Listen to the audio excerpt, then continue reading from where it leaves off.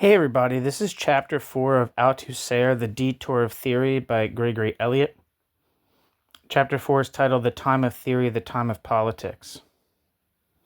It starts with a quote. As Mao says, quote, never forget the class struggle. Never forget the class struggle, end quote. In Althusser's article, Marxism and Class Struggle. In a review of the book For Marx and the book Reading Capital, dating from 1966, Eric Hobsbawm noted, quote, their success has been startling. It is no reflection on the very considerable gifts of the author, to observe that he has been lucky in the moment of his emergence. The atmosphere of the Althusserian Latin Quarter is the one in which every self-respecting secondary schoolboy is a Maoist or at least a Castroite, in which Sartre and Henri Lefebvre are ancient monuments, and the self-lacerations of the intellectual ex-communists of 1956 as incomprehensible as the, quote, opportunism of Waldeck Rocher and Roger Garaudy. A new generation of rebels requires a new version of revolutionary ideology, and M. Althusser is essentially an ideological hardliner, challenging the political and intellectual softening around him, end quote. Eric Hobsbawm. The Althusserian challenge rapidly brought its protagonists into conflict both with the leadership of the Communist Party of France, anxious to curb its turbulent high priest of theory, and the young pro-Chinese rebels, impatient to push their mentor further along the oppositional road than he was prepared to go. Trapped, as it were, between the hammer and the anvil, Althusser temporized. Quote, it will be necessary to be fortiter in re, fortiter in re, suaviter in modo. I don't know if I'm saying that right at all. Marx informed Engels regarding the International Workingmen's Association in 1864. To oversimplify somewhat, Althusser's career between 1965 and 1975 can be characterized as proceeding fortiter in modo, suaviter in re. For on the one hand, Althusser effected a leftist radicalization of his theoretical positions, implying continued opposition to the, quote, opportunism of the Communist Party of France, while on the other he submitted to the political authority of his party, rendering Althusser an irritant rather than a threat. That the Maoist word, moreover, was no more compelling than the conformist deed is a conclusion which regrettably imposes itself. The purpose of this chapter is to illuminate the relation between what, in 1974, Althusser called the, quote, internal, intra-theoretical, and, quote, external, extra-theoretical/political logics of his ongoing labor of autocritique and rectification from 1967 to 1974. Our first task would be to return to the mid-1960s in order to examine Althusser's solidarity with certain pro-Chinese tendencies in the Communist Party of France, and to recount the course of events leading up to his refusal to break with the party, despite strong and increasing Maoist sympathies. Next, the new definition of Marxist philosophy and conception of historical materialism propounded in these years will be surveyed. Thirdly, the major contribution made by Althusser to Marxism after 1965, his theory of ideology and ideological state apparatuses will be discussed. And finally, again departing from chronological order, Althusser's reaction to the May, quote, events and the part played in them by the Communist Party of France will be detailed and interrogated. New section, the China Syndrome. It was briefly noted in Chapter 1, Althusser's pro-Chinese inclinations did not escape the leadership of the Communist Party of France. In the opening paragraph of the article on the materialist dialectic, Althusser himself allowed that communist critics of the article Contradiction and Overdetermination considered it, quote, theoretically and politically dangerous, end quote. Althusser. Althusser proceeded to compound the peril, making Mao a theoretically respectable figure. If the published information is correct, at his, quote, trial on the 30th of November 1963, Althusser finessed his critics by adopting the tactic of distinguishing between the, quote, theoretical value of Mao's concepts in the book On Contradiction and their utilization by the Communist Party of China in the current conjuncture to sanction false political positions. Althusser's accusers, he retorted, were guilty of, quote, theoretical pragmatism, inverse akin but to that of the Chinese, impugning genuine theory as a result of its conjunctural exploitation. Althusser upheld the authentically Marxist nature of Mao's theses on contradiction, but abjured their deformation at the Communist Party of China's hands, affirming the correctness of the Communist Party of France's own international line. This did the trick, for the time being at least.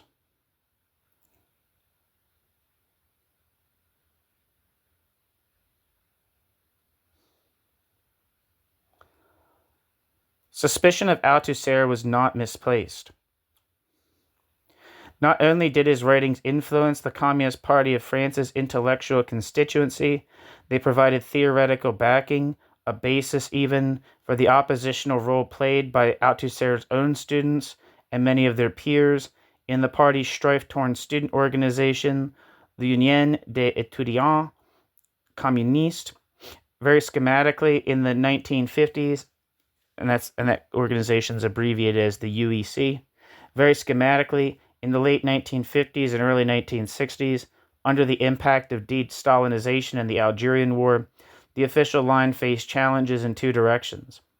On the right, a substantial body of opinion, strongly influenced by the Communist Party of Italy's positions and by Casanovan Humanisme Nouveau, pressed for further measures of, quote, liberalization and, quote, modernization. On the left, Maoist and pro-Trotskyist factions waged a covert struggle against the Communist Party of France's, quote, let me read that sentence. On the left, Maoist and proto-Trotskyist, I don't know what the proto-Trotskyist means here in this context, factions waged a covert struggle against the Communist Party of France's, quote, opening to the right, and, quote, the Loyalist center failed to hold. By the early 1960s, the, quote, Italians were in the majority. It was then that the Maoist left entered into a de facto alliance with the center to combat the perceived rightist threat. For pro-Chinese Althusserian militants, this involved campaigning against the, quote, revisionism sponsored in the UEC's journal, Clarté. The reverse side of the coin was public compliance with the PCF leadership in directly political matters. Althusser's, quote, Problème étudiant, that's the article, Problème étudiant, written 1 month after the confrontation with the La Pensée Committee, is a product of this moment in the history of French communism and a significant text for the evolution of his students, an intervention in the controversy that had arisen between the PCF and the Union Nationale des Étudiants Français, UNEF, regarding their divergent perspectives on higher education.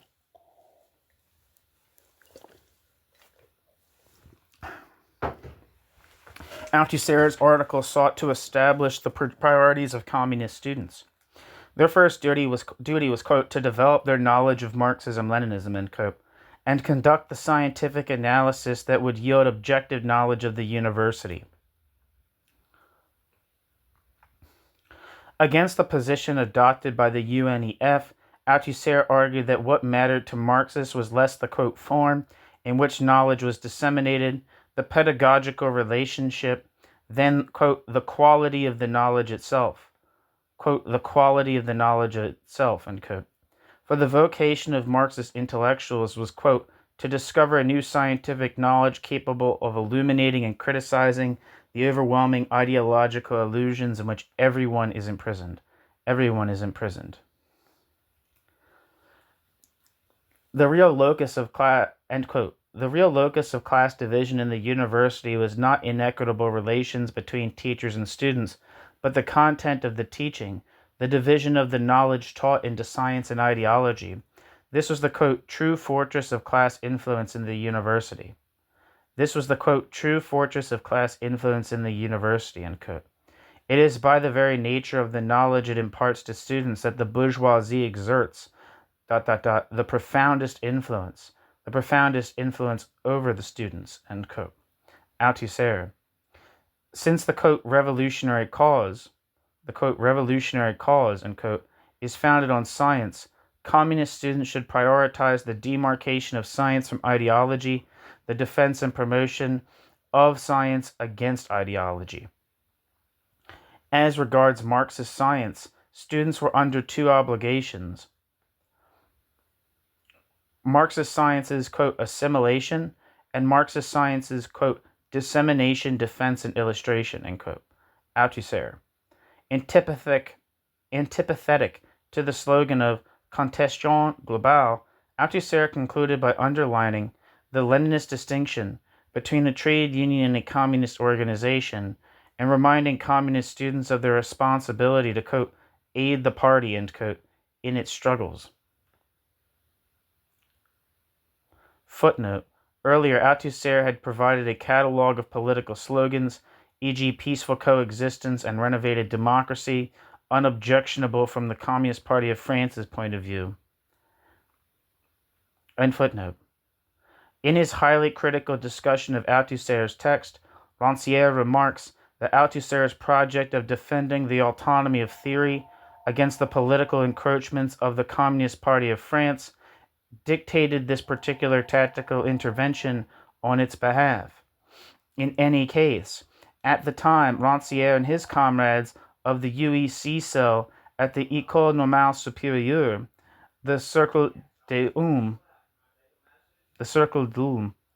took their cue from Althusser and made the defense of Marxist theory against any contamination by the humanist ideology of the UEC's leaders their battle cry, somewhat to their surprise, finding themselves temporarily aligned with the Politburo. Following Althusser, top priority was assigned to, quote, theoretical training, end quote. To this end, in January 1964, the Normalien had commenced a rereading of the Marxist classics guided by Althusser's own protocols at what was called the École Parisienne de Conformation Théorique in February of the following year. The first issue of Cahiers Marxiste-Leniniste, which I think is Marxist-Leninist notebooks, devoted to science and ideology, appeared, emblazoned with its Althusserian watchword, quote, Marxism is all-powerful because it is true, end quote. At the 8th Congress of the UEC in March 1965, the right-wing leadership was unseated and a new Bureau National, loyal to the PCF, installed. Accounts were now settled with the, quote, Trotskyist left, open opposition to communist support for Mitterrand's Atlanticist presidential candidacy led to the disciplining of the Let section. The Althusserians, preoccupied with the seminar that produced the book Reading Capital, declined to adopt a public position on the Mitterrand issue. The diverse pro-Chinese currents in the PCF were divided between those who believed the eventual foundation of a new, quote, Marxist-Leninist party openly affiliated to Peking to be necessary, and those who deemed lutte interne, internal struggle, for the reformation of the party the most appropriate course of action. Among the latter were Althusser's students and disciples who proposed to combat the PCF's current orientation by defending and disseminating Marxist theory. The PCF's Argenteuil Central Committee, meeting in March 1966, some of them were to cross the Rubicon. Hitherto, political caution had been the order of the day. A double issue of Cahiers Marxiste-Leniniste in February 1966, entitled Vive le Leninisme, bore little obvious relation to the celebrated Chinese polemic of the same name.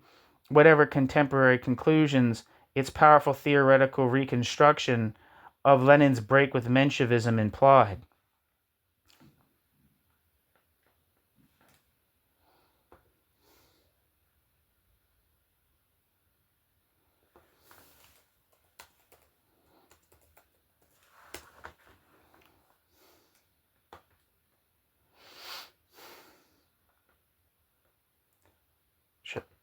Where am I?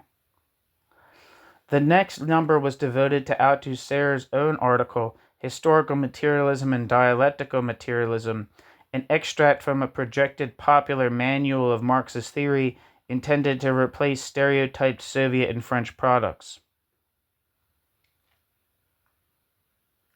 Footnote: as with so many of Althusser's projects, it was never completed. Also of interest in this connection is a 41-page synopsis of Althusser's perspectives entitled The Historical Task of Marxist Philosophy, dating from 1967, written for the 50th anniversary of the October Revolution and the centenary of Volume 1 of Capital. It was destined for publication in Vопроsi Philosophy, which is like the philosophical journal in the USSR. Predictably declined by the Soviets, it was published in a Hungarian collection of Althusser's writings the following year. End footnote. Argenteuil, product of response to the theoretical and ideological ferment within the Communist Party of France's ranks, spelt the doom of the autonomy of theory. A succession of writers has alleged that at Argenteuil, I don't know if I'm saying this right anyway, Argenteuil, Althusser was summoned to order, and that as a result of the criticisms addressed to Althusser there, Althusser arrived at a compromise with his party whereby he would be allowed to pursue his research in return for recanting the claim to autonomy and recognizing the Communist Party of France's political authority. The truth is rather more complicated.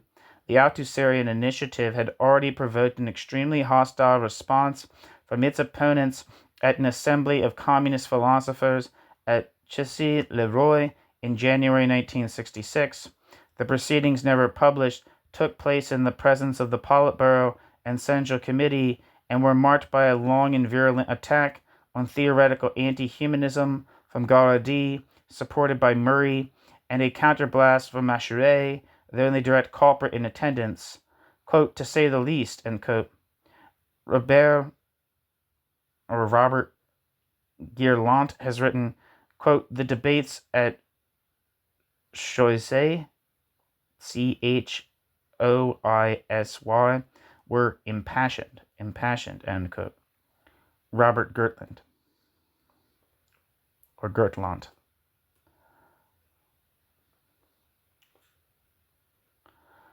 The leitmotif of the contributions to the Central Committee debate 3 months later was the inadmissibility of the theory of theoretical practice.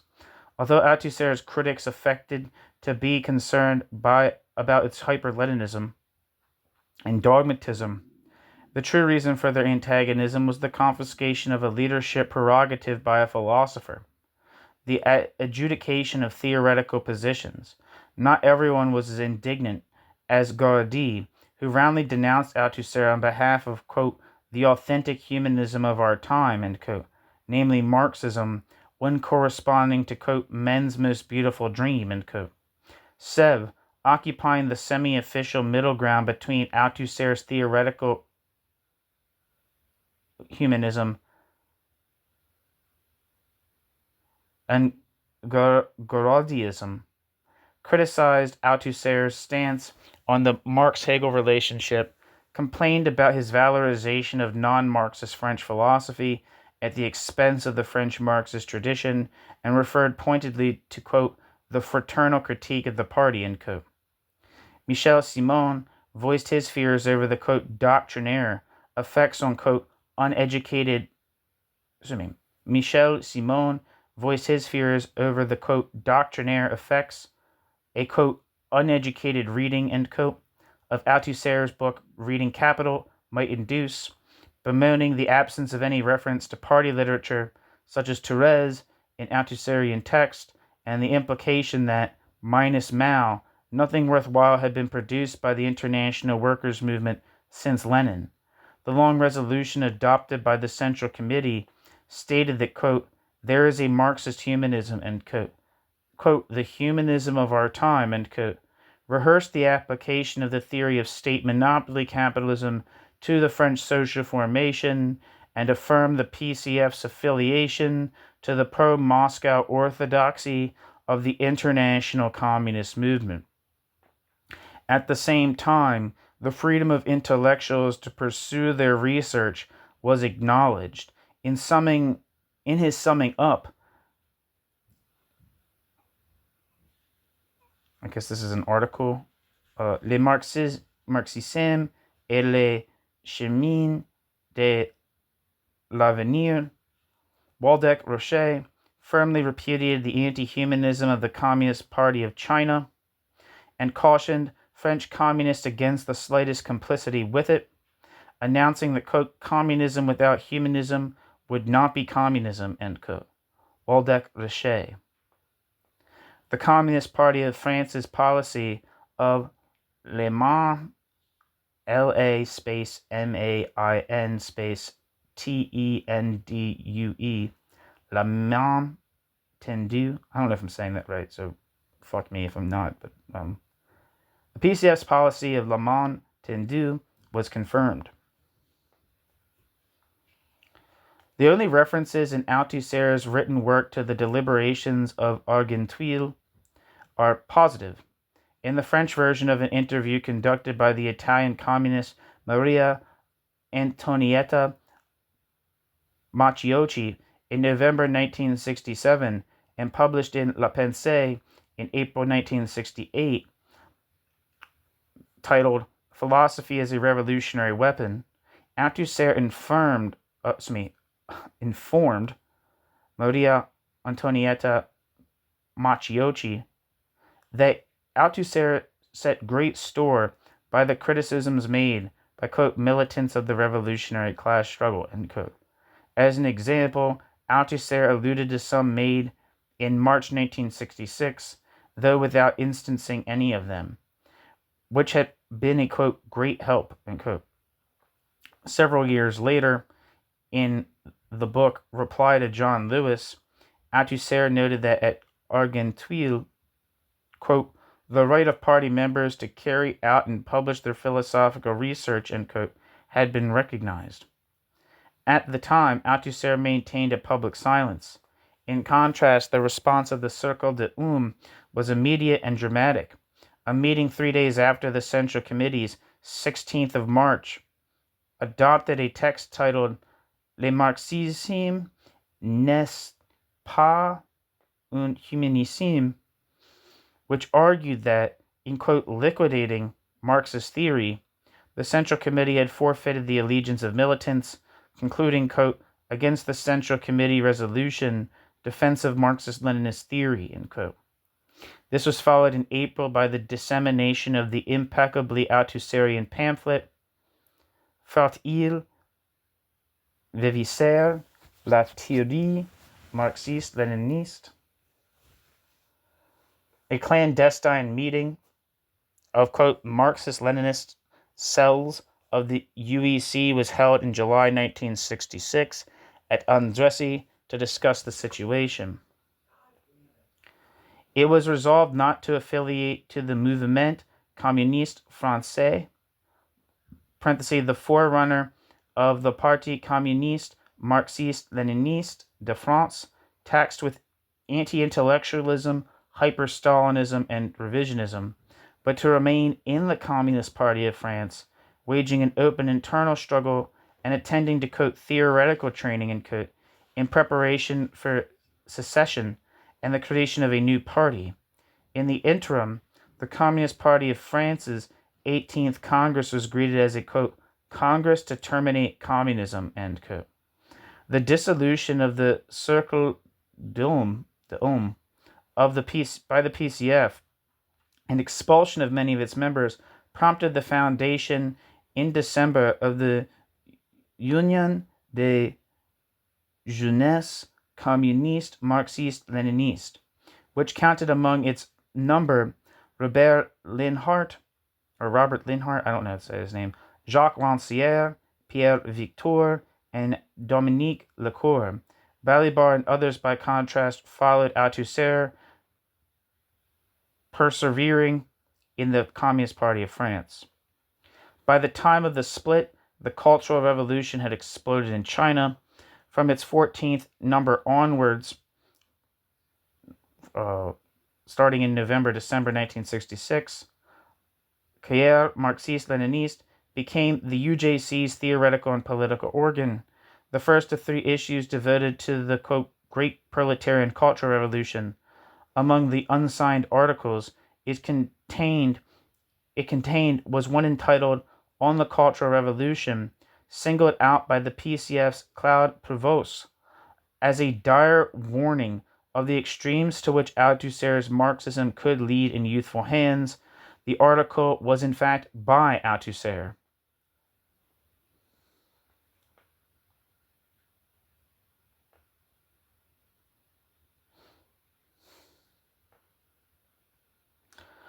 The article on the Cultural Revolution confirmed that, contrary to his own depoliticized account in the book Elements of Self-Criticism, Althusser's most serious, quote, flirtation was neither with structuralism nor Spinozism, but Maoism. Maoism's sentiments are unequivocal. It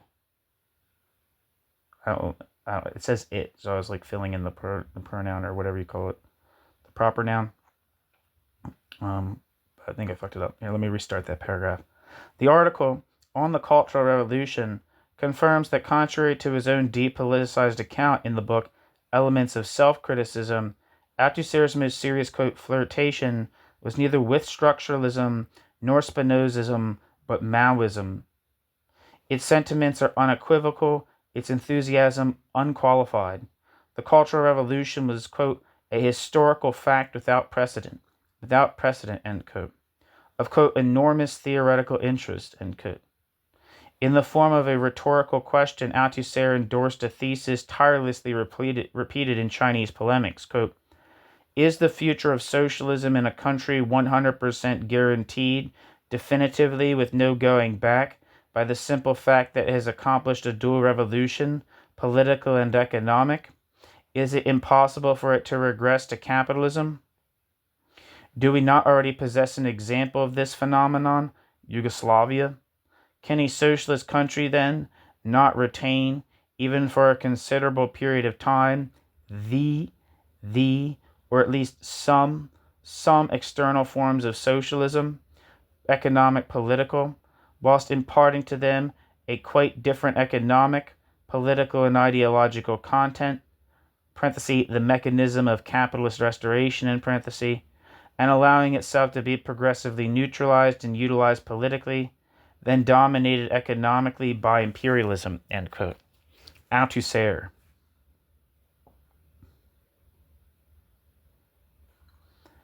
At a certain stage in their history, the argument runs, socialist states find themselves confronted by a choice between, quote, 2 roads, the, quote, revolutionary road and the, quote, road of regression. China is at this crossroads. In order to progress on the road to communism, it has elected to undertake a, quote, 3rd revolution, the, quote, mass ideological revolution, end quote, which will furnish it with an ideological superstructure corresponding to its socialist infrastructure and state. Once equipped with this superstructure, the threat of capitalist restoration will recede.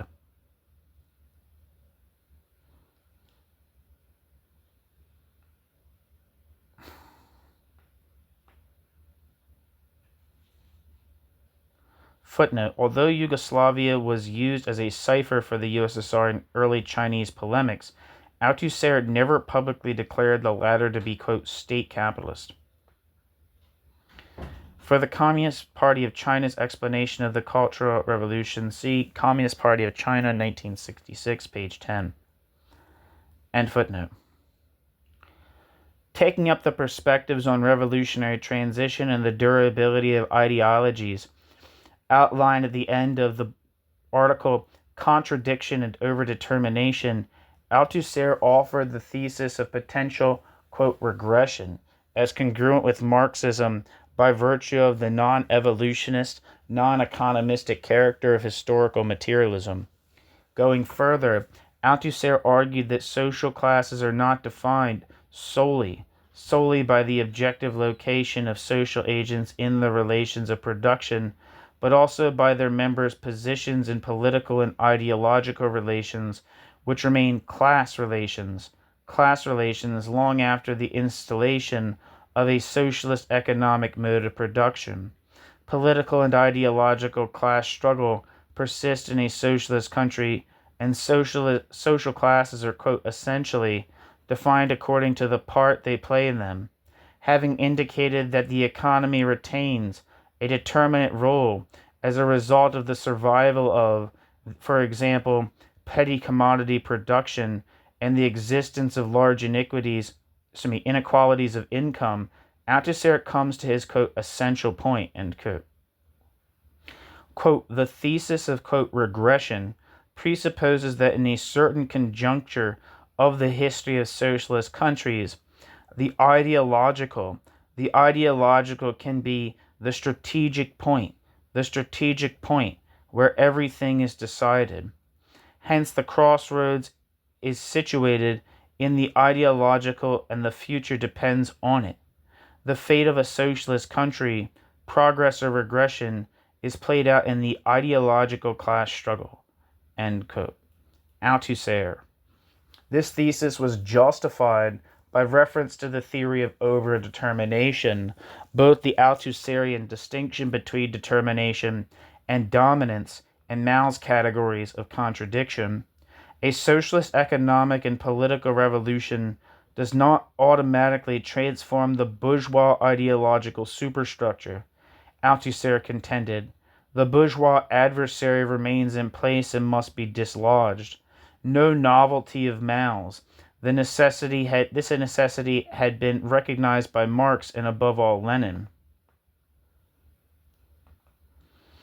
What was new was the practical implementation of a, quote, classical tenet of Marxism, something which would in turn yield theoretical fruits. Althusser's suggestion that the Cultural Revolution represented the application of, quote, Marxist principles regarding the nature of the ideological, end quote, might be amended to read, quote, Althusserian principles, end quote. As read by him, the Chinese experience verified the theory Althusser advanced in 1965. Ideology comprised, quote, systems of ideas representations, end quote, parenthesis, theoretical ideologies, end parenthesis, and, quote, attitudes, behavior, end quote, parenthesis, practical ideologies, end parenthesis. An ideological revolution concerned both, for example, quote, styles of leadership, technocratic, bureaucratic, and so on, as well as theoretical humanism.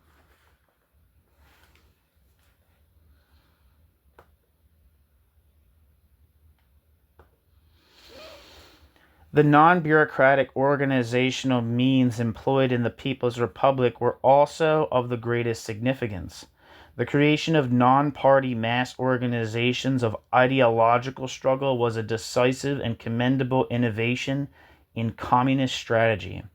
After a revolutionary seizure of power, the Communist Party or its equivalent would assume responsibility for running the state for the duration of the dictatorship of the proletariat. Therewith, a, quote, partial but inevitable fusion, end quote, of party and state apparatus would occur, which posed the serious problem with which Lenin had wrestled just before his death. Quote, how to regulate the relations between party and state in such a way as to avoid the faults of bureaucracy and technocracy and their grave political effects.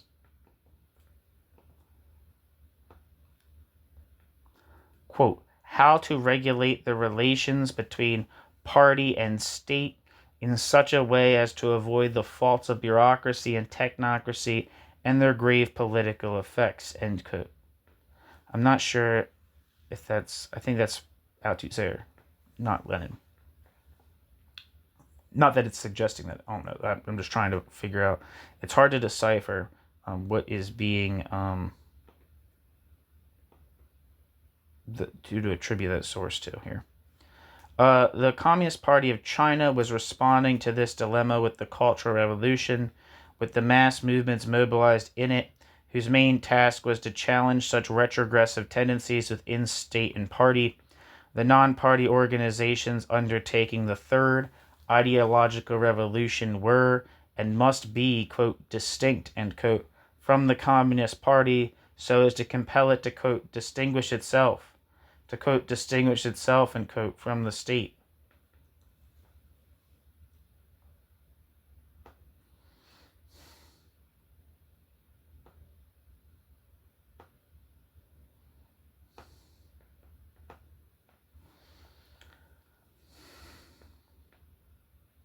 Footnote, it should be noted that Althusser had previously endorsed the nonviolent, quote, means and methods, end quote, of ideological struggle, supposedly characteristic of the Cultural Revolution. It's fucking hilarious. For Lenin's, quote, last struggle, see Lewin, 1975.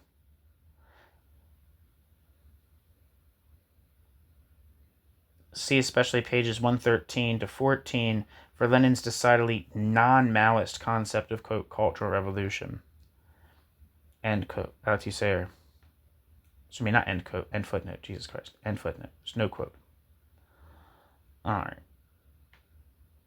Althusser concluded by affirming the relevance of the, quote, great lessons of the Cultural Revolution, not only to the other, quote, socialist countries, but to the whole international communist movement and every communist.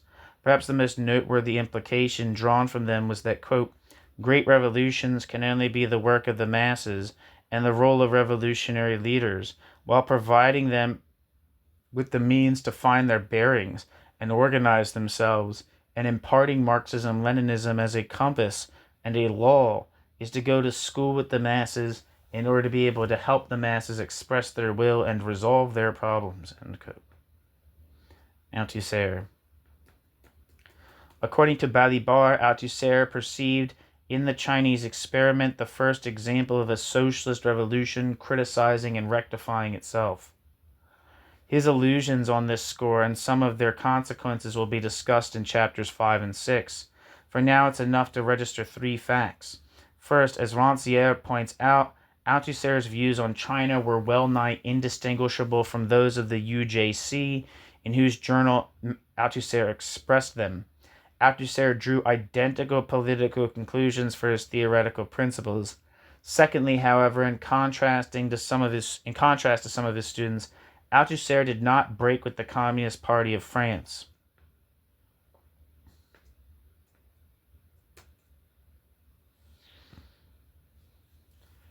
Judging it inopportune to do so.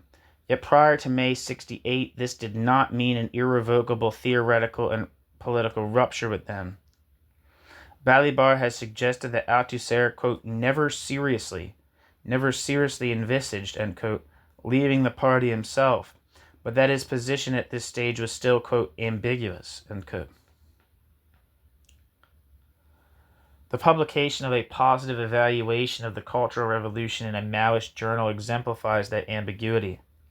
Thirdly, Althusser's partiality for the, quote, uninterrupted revolution, end quote, in China was to persist for another 7 years or more, profoundly influencing his work to such an extent that it constituted a theoretical political paradigm. In consequence, it became increasingly discrepant with the national and international perspectives of the party to which he paid his dues. Althusser's text of 1966 reveals a sympathy for the Maoist experience quite irreconcilable with the post-Stalinist orientation of the PCF, Communist Party of France, as Girardet's contemporaneous Le Problème Chinois reveals, which is like the China problem, I guess is what that translates as. May 68 was the moment of this truth, but it was a turning point at which Althusser failed to turn, even as workers and students declined the role allotted to them in the authorless theater of contemporary French capitalism. Thereafter, Althusser's career affords the curious spectacle of the China syndrome in uneasy coexistence with communist observance.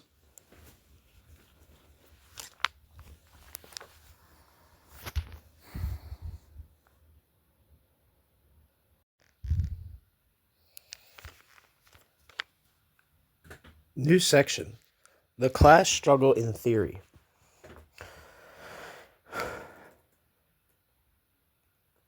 In his laudatory 1966 review of the books For Marx and Reading Capital, Nikos Palantzis noted that Althusser's attempt to resume Marxist philosophy was only the latest in a long line. The question of dialectical materialism had, quote, haunted Marxist thought, end quote. Palantzis. Althusser's writings from 1967 to 74 are largely taken up with producing a new definition of Marxist philosophy and a revised account of the relations between it and historical materialism. Under conflicting pressure from party and left-wing critics alike over the theory of theoretical practice, Althusser retracted it, acknowledging an erstwhile, quote, theoreticism, the failure to treat, quote, the union of theory and practice with political practice, end quote, and, quote, positivism. The failure to differentiate between philosophy and science to appreciate the, quote, organic relationship, end quote, between philosophy and politics. Althusser's attempt to correct his error essentially consisted in conceiving and practicing philosophy as a political intervention in theory, a political intervention in theory, and a theoretical intervention in politics. A theoretical intervention in politics. The novelty of, quote, dialectical materialism was no longer thought to reside in dialectical materialism's scientificity as a theory of science and its history, but in its, quote, partisan, quote, materialist practice of philosophy. Marxist philosophy, Althusser will argue, from 1967 onwards, no more produces knowledge than any other philosophy. Rather, it states and defends theses, intervening conjuncturally in theory on behalf of revolutionary politics, to protect the sciences against the intrusions of ideology, and in politics on behalf of science. Historical materialism, to defend, quote, correct political positions from, quote, deviations. Although deprived of its erstwhile scientific prestige, dialectical materialism was recompensed with very considerable prerogatives, and did not cease to haunt Althusser's thought. Rancière condemned Althusser's definition of philosophy as a prise de parti for the party, the PCF. To borrow a Maoist dictum, it was, quote, left in form, right in essence, end quote. An inflection to the left, whose function was the neutralization of the student/leftist threat to the Communist Party of France's political and Althusser's philosophical authority. Althusser was a latter-day Kautsky or Plekhanov, ostensibly defending Maoist theoretical orthodoxy, but in reality a revisionist, recuperating Maoism and underwriting reformism for Mao. Read Marché. I don't know what that means. Who's Marché? Rancière's complaint is that Althusser was not enough of a Maoist. In contrast, this chapter will argue that if Althusser's revisions are to be faulted, it is more properly for their Maoism. The, quote, new Althusser must be criticized not for his patrician aloofness from Maoist politics, but for straying too far in the direction of the Oriental Zhdanovism propagated from Peking in preparation for his aristocratism of theory.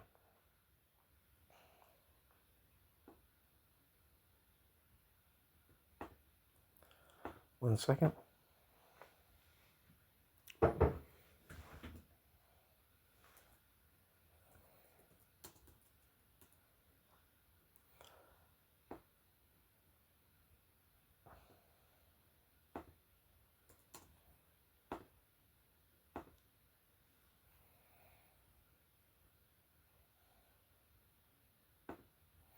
The political significance of this development will be examined in the next chapter.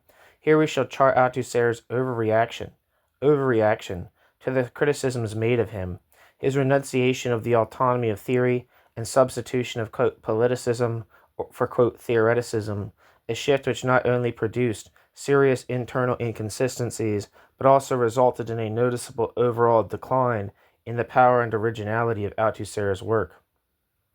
In the foreword to the 1968 Italian edition of the book Reading Capital, Althusser signaled the, quote, unilateralism of his first definition of philosophy and promised a forthcoming, quote, rectification. The assimilation of philosophy to science and construction of dialectical materialism as a rationalist epistemology had constituted a derogation from Marxism. The rectification came in two installments, 1967 to 68 and 1972. The first stage of Althusser's revision thus postdated the Cultural Revolution, but preceded the May events, without taking the form of an explicit self-criticism. The introduction to the, quote, philosophy course for scientists, end quote, held at the École Normale Supérieure between November 1967 and May 1968, revoked earlier positions, offering a new view of the, quote, relations that philosophy should maintain with the sciences if it is to serve them rather than enslave them, end quote. Althusser. Only published in 1974 as the book Philosophy and the Spontaneous Philosophy of Scientists, this text was circulated in mimeographed form. What became known as the, quote, second definition of philosophy, end quote, was made available to a wider audience in the article Philosophy as a Revolutionary Weapon, which introduced virtually all the themes, as well as the characteristic idiom, of Althusser's later work in this field, among them the following thesis, quote, philosophy represents the class struggle in theory, end quote. In a lecture titled Lenin and Philosophy, delivered to the Société Française de Philosophie in February 1968, this, quote, non-philosophical theory of philosophy, end quote, was developed via an analysis of Lenin's, quote, great, quote, philosophical work, end quote, the book Materialism and Imperial Criticism. In Althusser's address to a conference on Hegel held in April of the following year, titled Lenin Before Hegel, Althusser summarized the essentials of his new conception, asserting that all its basic components were to be found, quote, explicitly or, quote, implicitly in Lenin's intervention of 1908, and indicating that all he had done was to, quote, make them more explicit, end quote.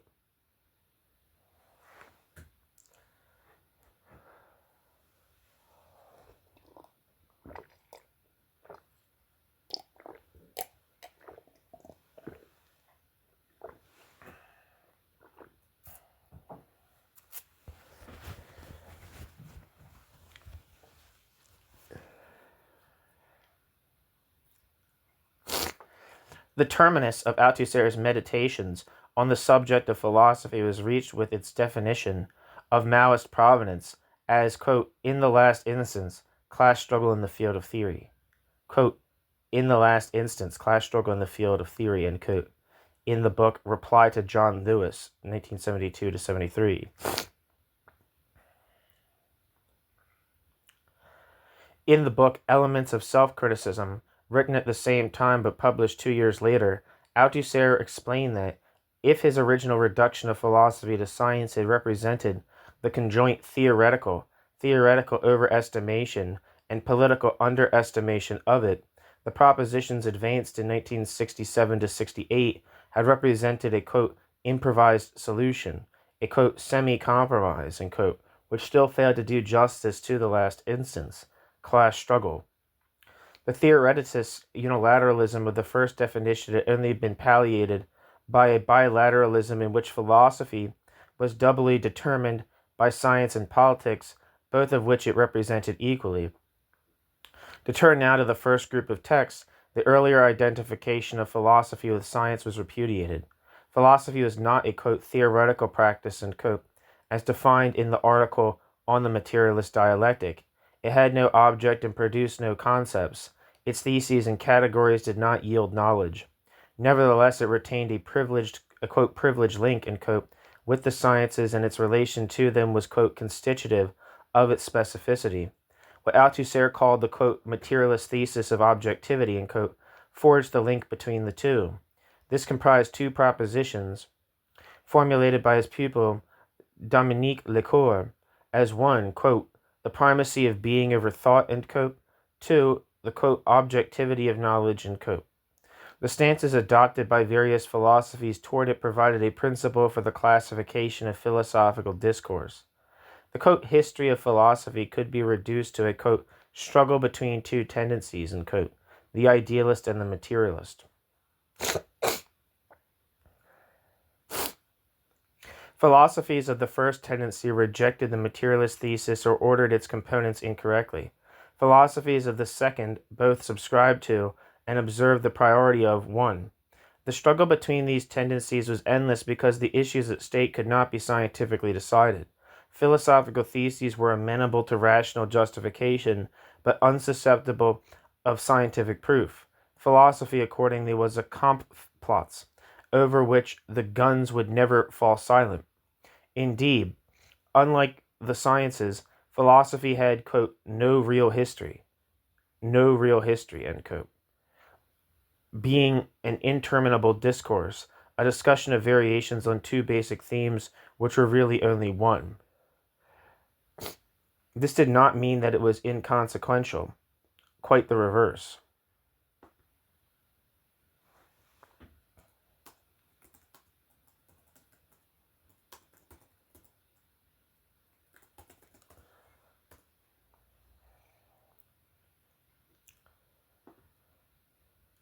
The privileged link to which Althusser referred was in reality the relation between a modern affiliate to the materialist tendency, Marxist philosophy, and the sciences.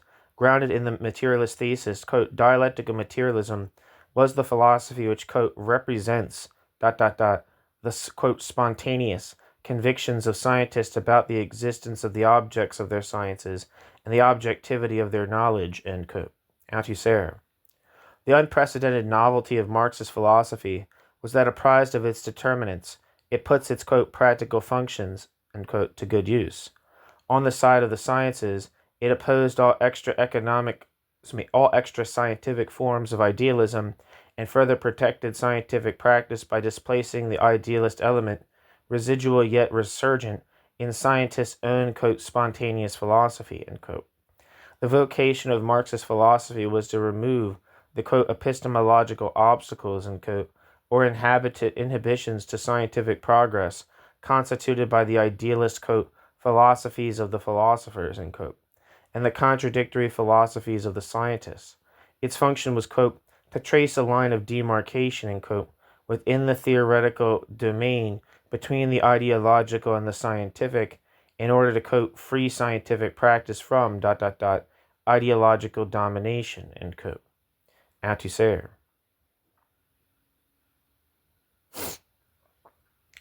At stake was the defense of the sciences against deformation/exploitation and the sustenance of their progress. Marxist philosophy was not a normative epistemology dispensing judgments on criteria of scientific validity. It was a philosophical practice which geared to the, quote, materialist defense of the sciences, end quote, a task for which it was qualified by its link with historical materialism. Quote, now you will understand why we insist on the novel character of the materialist philosophy in which scientific practice may expect this service. For if it is to be able to serve scientific practice, this materialist philosophy must be prepared to combat all the forms of the idealist exploitation of the sciences, and if it is to be able to wage this combat in connaissance de cause, this philosophy must be capable of mastering through knowledge and criticism, the organic link that binds it to the practical ideologies on which it, like any other philosophy, depends. We have seen under what conditions this critical control is possible. Only in the case of a materialist philosophy connected to the discoveries through which Marx opened up the way to knowledge of the mechanisms of, quote, ideological social relations, end quote, Lenin, and therefore a knowledge of the function of practical ideologies and their class antagonisms, end quote, Althusser. Lenin's book, Materialism and Imperial Criticism, heralded this, quote, new practice of philosophy, end quote. In the course of his assault on the, quote, Marxists, Lenin had espoused the thesis of, quote, partisanship in philosophy, end quote, which Althusser now wished to resuscitate. All philosophies, so it is suggested, are partisan in the sense that they pertain to one basic tendency, materialist or idealist, and oppose the other. This is not the end of the matter, however. The, quote, practical nature of all philosophy is constantly denied by its idealist practitioners, even as they practice it. The reality thus denegated is the relationship of the two tendencies to social classes and the struggle between them. As Lenin had indicated, philosophy, quote, represents the class struggle, i.e. politics, end quote. Quote, philosophy is a certain continuation of politics in a certain domain, vis-a-vis a certain reality. Philosophy represents politics in the domain of theory, or to be more precise, with the sciences, and vice versa. Philosophy represents scientificity in politics, with the classes engaged in class struggle, end quote.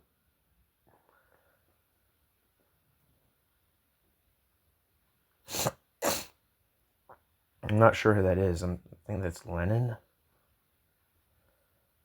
No, it's Althusser.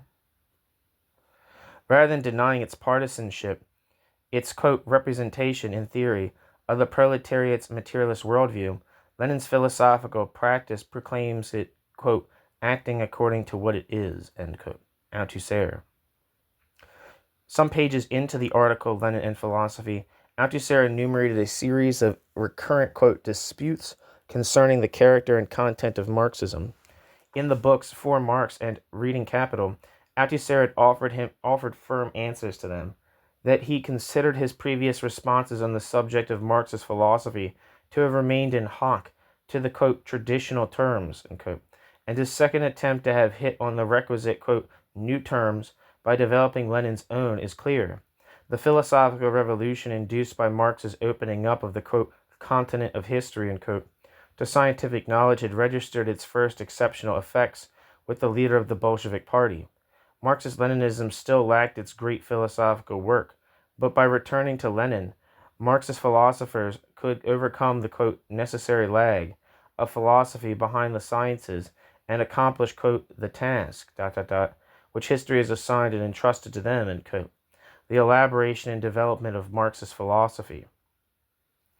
In the autocritique he drew up in 1972, Althusser conceded the justice of the common accusation that the class struggle had been absent from his early work. The text of 1967-68, where it had finally made its entry, had begun to repair matters. Yet they represented a halfway house, an ultimately unsatisfactory compromise, with increasingly violent accusations of revisionism ringing in his ears post-May. Althusser now confided his own discontent and proposed a further injection of class struggle. The necessity of theory was a constant of the books For Marx and Reading Capital.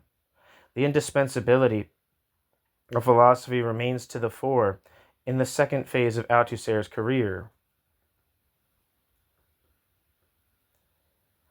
The reason, he explained in the book Reply to John Lewis, is that philosophy is, in the last instance, class struggle in theory. The philosophical positions adopted by philosophers ultimately reflect their class positions. Dialectical materialism represents the revolutionary working class. The materialist position dialectical materialism adopts, like the idealist positions to which its opponents adhere, are ultimately determined by and reflect class interests. Contrary to received wisdom, philosophy is not, quote, pure disinterested speculation, end quote. Philosophy impinges on what is extrinsic to philosophy. All philosophical positions, quote, produce effects in the social practices, end quote, including politics and the sciences, progressive effects if they are, quote, correct. Marxist-Leninist, retrogressive if not.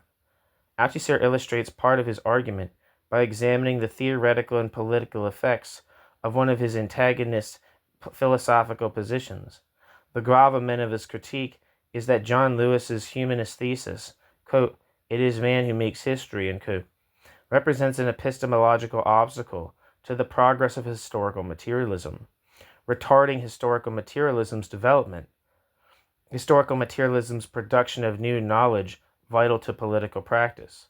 Theoretically retrograde, the political consequences of Lewis's position are equally injurious. For to pronounce, quote, men, the makers of history, is to help, quote, disorient or disarm, end quote, the workers, deflecting them from the class struggle and its organizations. In short, Lewis's philosophical thesis is one which, quote, directly or indirectly serves the political interests of the bourgeoisie, end quote. Althusser. The, quote, Marxist-Leninist theses counterposed to John Lewis by Althusser, in contrast, supposedly have, quote, theoretically progressive, end quote, effects within historical materialism and are politically beneficial to the revolutionary cause of the proletariat. We'll take a look at Althusser's Marxist-Leninist alternatives later. Meantime, the comprehensiveness of his retreat from the theory of theoretical practice must be highlighted. Affirming the, quote, primacy of politics over philosophy, end quote, Althusser repudiated his prior definition of philosophy as the, quote, science of sciences and practices, end quote. I guess that's an article. It looks like it's all in caps. In a long footnote in the book, Elements of Self-Criticism, Althusser characterized the classical project of epistemology as intrinsically idealist. Althusser's own, quote, speculative rationalism, end quote, crystallized in a general theory of science, truth, and ideology, error, partook of its incorrigibly normative project. Alternatively, epistemology could be understood in materialist fashion as a theory of the, quote, conditions and forms of scientific practice and of its history in the different concrete sciences, end quote. In this case, however, it would constitute that regional theory of historical materialism whose object was, quote, already existing knowledge, end quote. Althusser.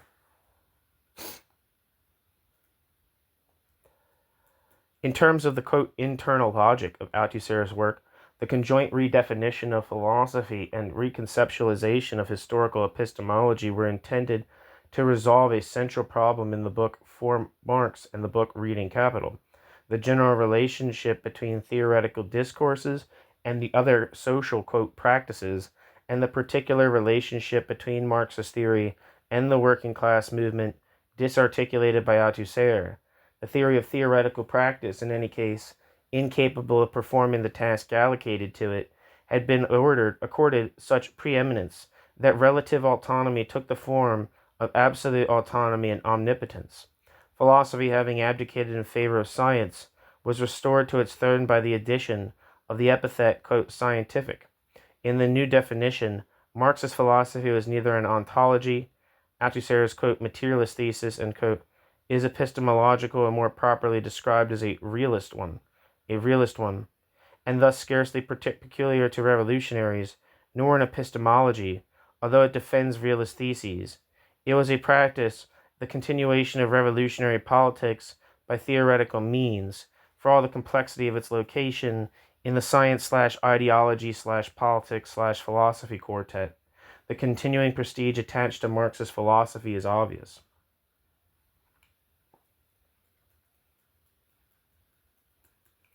Indeed, there is a considerable continuity in Althusser's project, insofar as both the first and second definitions of philosophy were designed to, quote, serve rather than, quote, enslave the sciences. First among them, historical materialism. Althusser's practice of philosophy was always, so to speak, quote, Anabaptist, concerned in Bachelardian fashion to wrest Marx's scientific theory from the, quote, epistemological obstacles, end quote, which had accreted around it during his posterity, impairing the epistemological break constitutive of it. In the first instance, however, the theory of that practice, the theory of theoretical practice, had taken a form inimical to Althusser's goal as an epistemology which, in the words of Andrew Collier, was, quote, a little too much like the queens of the was, quote, a little too much like the queen of the sciences, too little like their under laborer, end quote. Andrew Collier. Herculear. Thereafter, the epistemological enterprise was identified as part of the problem, while the solution lay in an anti-epistemology, a philosophy for, rather than of, science, which developed what had already been identified as the eminently worthwhile aspects of the Leninist practice of philosophy and merged them with a Bachelardian account of the anti-scientific tendencies of the philosophy, not only of philosophers, but of scientists as well. Footnote. For Althusser's comments on the book Materialism and Empirical Criticism, and among other works by Bachelard, see his 1980 and 1964. At the same time, of course, the second definition of philosophy can be seen as an attempt to impart greater substance to the positions advanced in the article Note on Dialectical Materialism. End footnote. Now, it should be acknowledged at the outset first that Althusser's new definition was a serious attempt to amend the earlier version, and secondly that, ably developed by Lacour and others, it has its merits, for it does amount to a Marxist version of the Lockean view of philosophy as an under-laborer to the sciences, a philosophie du non whose polemical practice respects and defends the objective knowledge, index sui et falsi, imparted by them. This said, however, it is difficult to avoid the conclusion that the first definition might have been rectified in such a way as to preserve its virtues without introducing the vices, or hostages to fortune, characteristic of the second. What were these?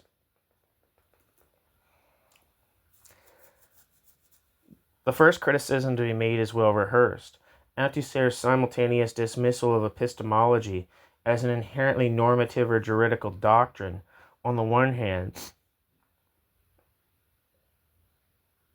Sorry, did I miss a footnote? I think I did. Second.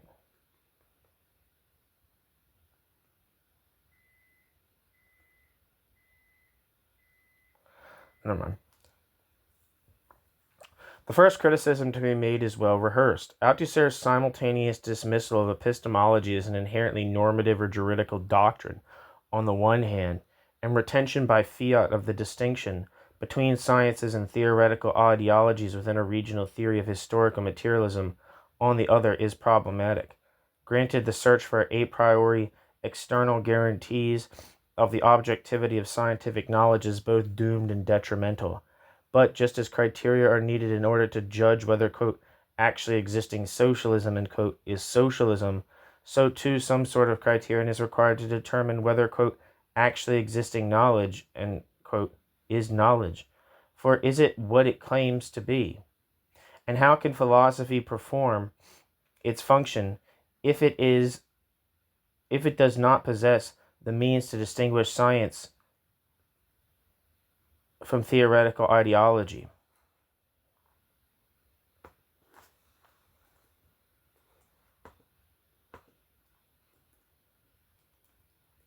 One second.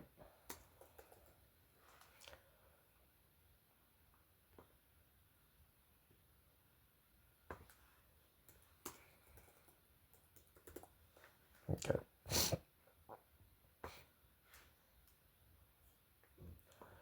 Sorry. Back to the text. Where am I?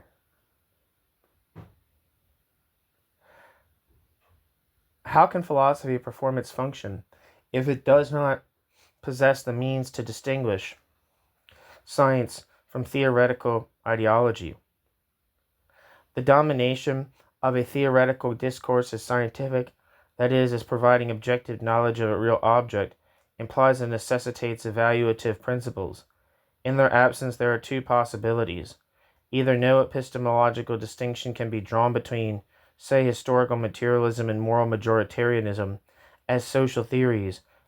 Alternatively, political ideological parti pris usurp the role denied juridical philosophy.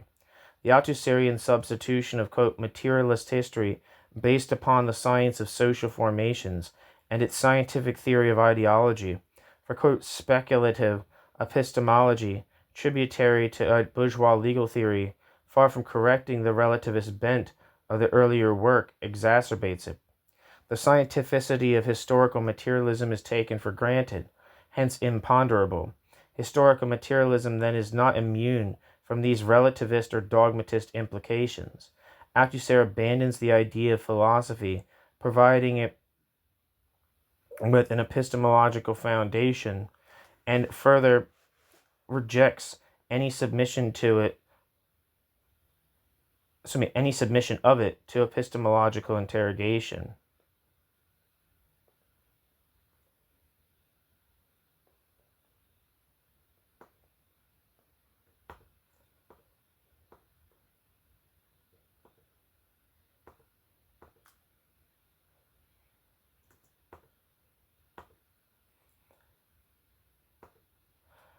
Simultaneously, page after page claims the status of science for historical materialism, or at least Althusser's version of it. Speculative rationalism is denounced, one of relativism or dogmatism effectively embraced. Paraphrasing Kant, Imre Lakatos once suggested that, quote, philosophy of science without history of science is empty.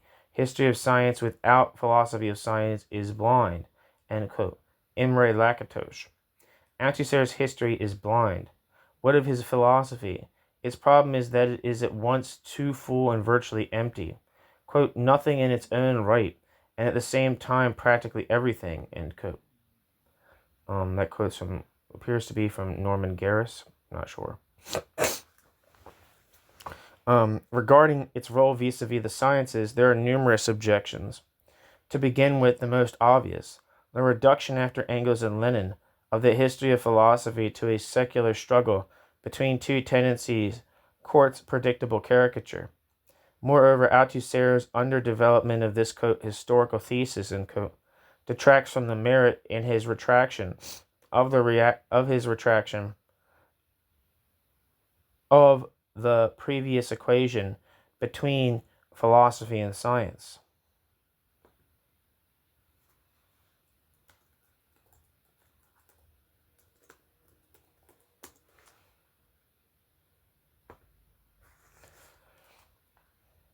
The imputation of a spontaneous materialism to the problem integral to the, quote, representative function of Marxist philosophy is at best implausible.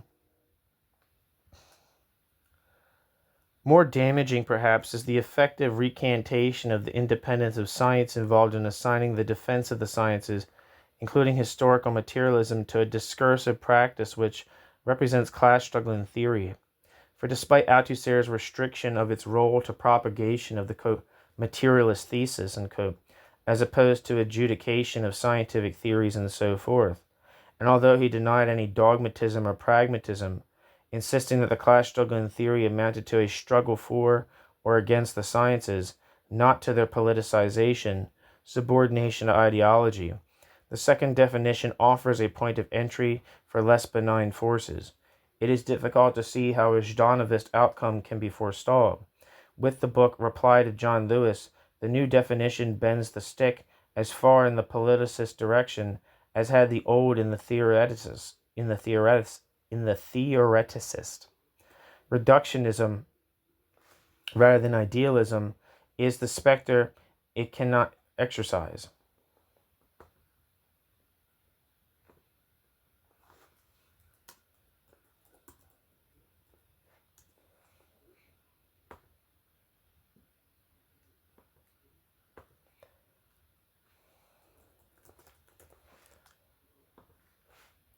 As regards the role of philosophy in politics, what remain temptations or perils vis-a-vis the sciences materialize.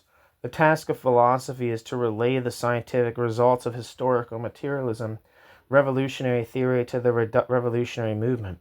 Relatedly, it must defend, quote, correct political positions and prosecute, quote, deviations. This supposes a finished doctrine, a dogma, which can supply the definitions of incorrectness and absolutize the role of science in politics. Indicative of the former is Althusser's tactic against Lewis. In defiance of his own recognition of the heterogeneity of Marx and Lenin's writings and the existence of competing Marxist orthodoxies, the PCFs and the CPSUs and the CPCs, to name but three, are invoking the authority of the great and the good from Marx to Mao. Althusser employs a certain Marxism-Leninism to convict Lewis of revisionism. Here, the quote, class struggle in theory, and quote, a motley of Bachelard and Mao, assumes a shape and takes on accents of the communist langue de bois, which the earlier Althusser might have recognized as foes. Pursued to its conclusion, the road taken in the book, Reply to John Lewis, terminates in the quasi-Zhdanovite tutelage over the intellectuals in the name of Marxism-Leninism, against which Althusser had once so eloquently intervened. Arguably, the outstanding characteristic of the second definition is its ultimate lack of originality.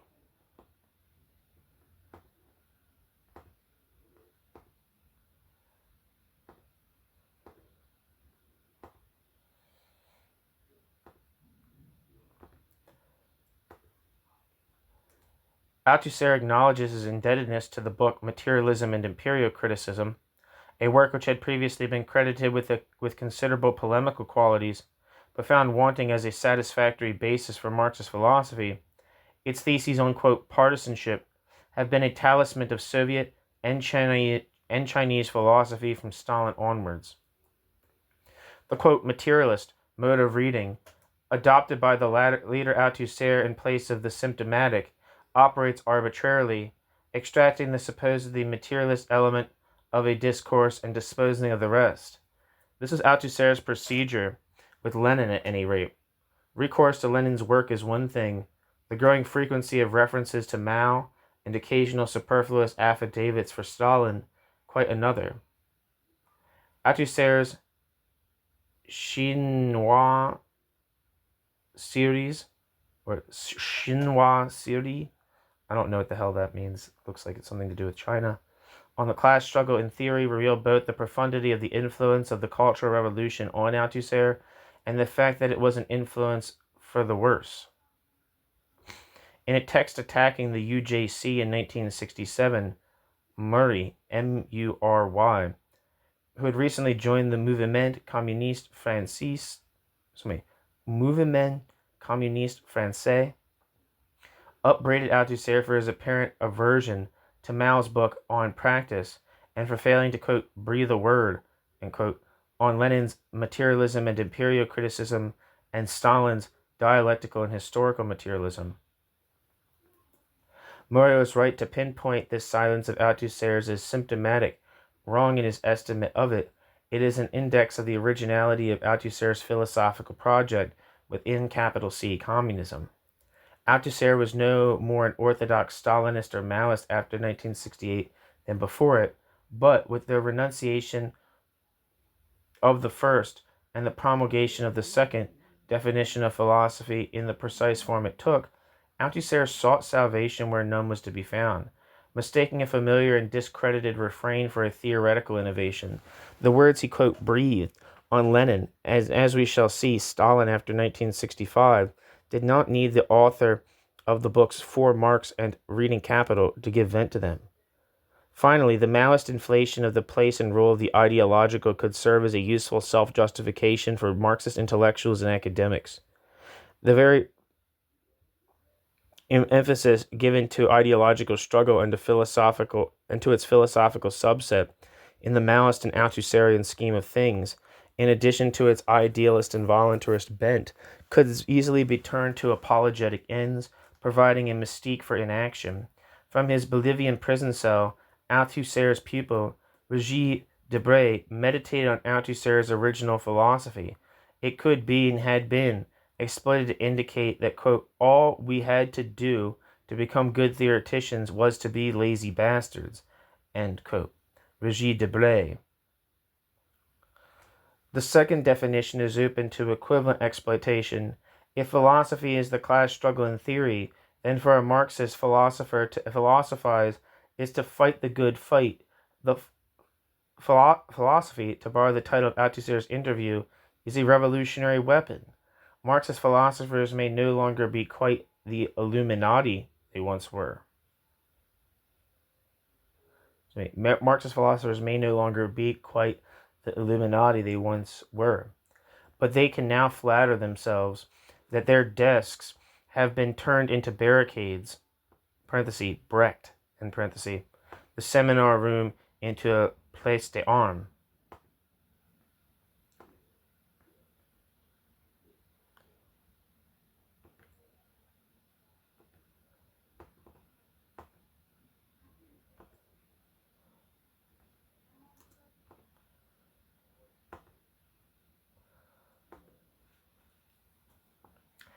If, then, Althusser was right to renounce the theory of theoretical practice in its original form, the conception of practice and practice of philosophy he put in its place under the exigencies of a, quote, external logic is not ultimately an advance over its shortcomings, but a partial retreat. A retreat that is not redeemed by its positive aspects.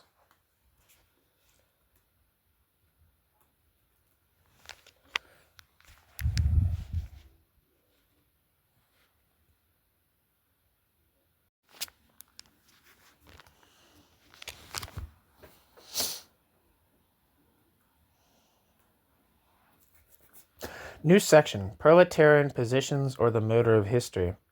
Possessing particular allure as a result of its combination of a retheorization of Marxism and Leninism in contemporary terms and an implied political radicalism, sympathetic at least to Maoism,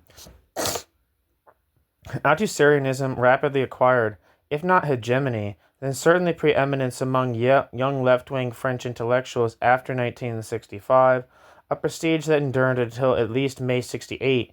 For many, Althusserianism was the highest stage of Marxism. Accordingly, the heroes of yesteryear, Sartre, Lefebvre, Goldman, and so on, were unceremoniously dispatched, along with the young Marx, to the outer limits of the Latin Quarter.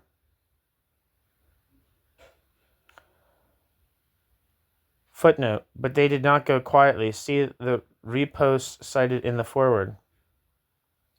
The controversy generated by Althusser's intervention was in direct proportion to its radicalism and influence. The criticisms attracted by the article, Contradiction and Overdetermination, have already been cited. The article, Marxism and Humanism, provoked a debate in the Communist Party journal La Nouvelle Critique, which had lasted for close on a year, from March 1965 to March 1966. The Communist Party of France's Central Committee met at Argenteuil in March 1966 to rule on the subject of Marxist humanism and found against the Althusserian line, whereas a young Marxist intellectual like Poulancis exchanged Sartrean for Althusserian loyalties. To the veteran Garaudy, theoretical anti-humanism was, quote, the specifically French variant of neo-dogmatism, end quote.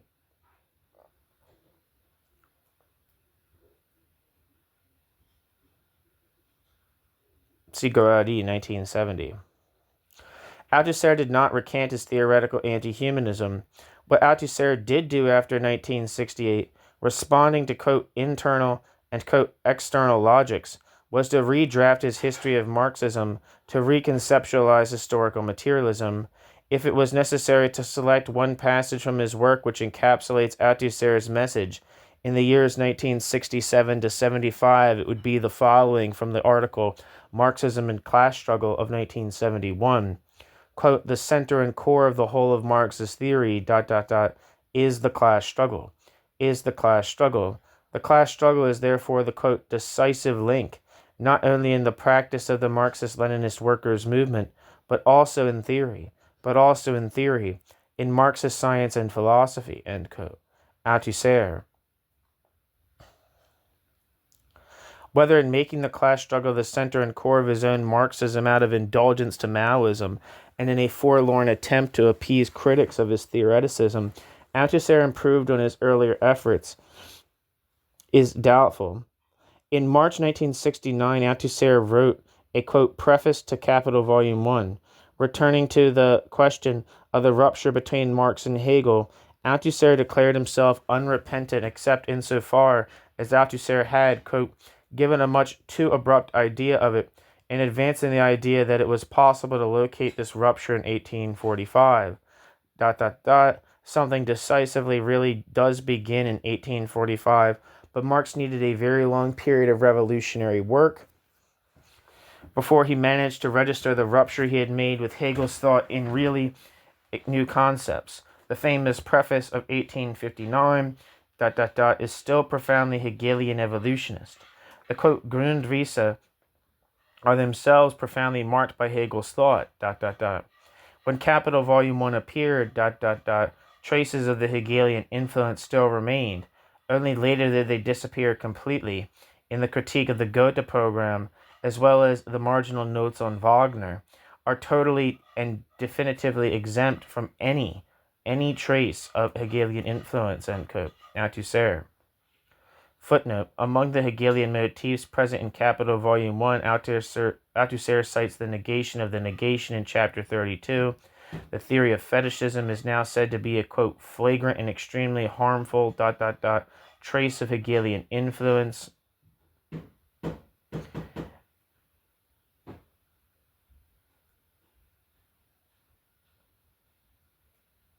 Althusser's attack on the 1859 preface continues on page 92, where it is described as, quote, very ambiguous and alas, famous, and Stalin's use of it as, quote, his reference text, end quote, noted. For more negative remarks on the Grundrisse, see pages 97 to 98. Presumably, Althusser had been obliged finally to confront it as a result of its appearance in French translation in 1967. End footnote. The only two short texts by Marx should have passed the Althusserian audition probably says more about Althusser's criteria than Marx. Althusser wished to retain the proposition of a break with Hegel and Marx's work, while at the same time indicating Marx's failure to party company with him until 1975. It's supposed to say the failure to part company with him until 1875. The suspicion must be that the real operation involved here is Althusser's calibration of Marx's work against his own view of what constitutes a scientific theory of history, endorsing such works as conform to, discarding those that deviate from the standard.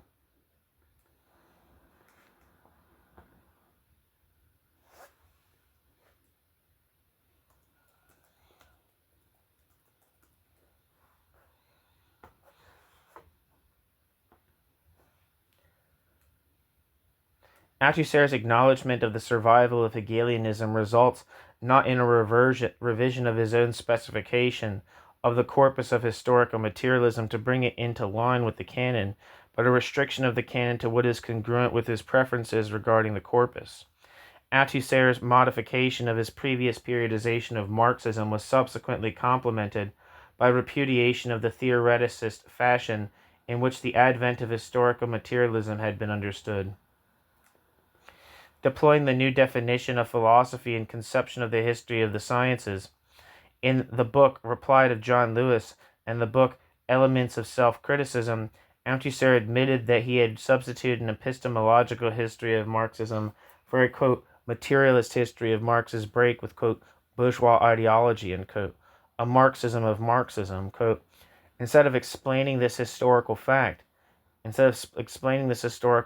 all its dimensions, social, political, ideological, and theoretical, I reduced it to a simple theoretical fact, to the epistemological, quote, break, which can be observed in Marx's work from 1845 onwards.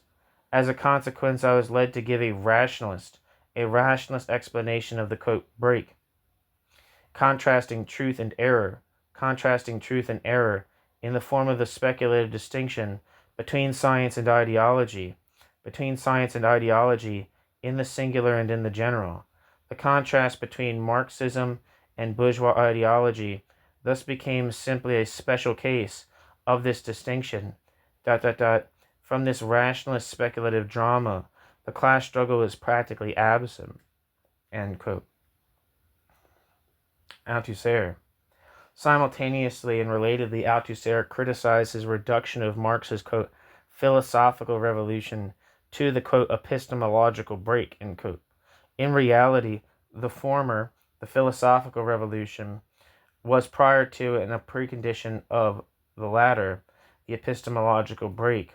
This involved repudiation of the notion, retained in the article Lenin and Philosophy, that philosophy invariably arrives post festum. Post festum. How did the genesis of historical materialism look now? What were the conditions and determinants of Marx's scientific theory? The short answer is that they were both theoretical and extra-theoretical. Althusser's initial reconsideration of the relationship between Marxist science and the complex conjuncture in which it was engendered dates from June 1970.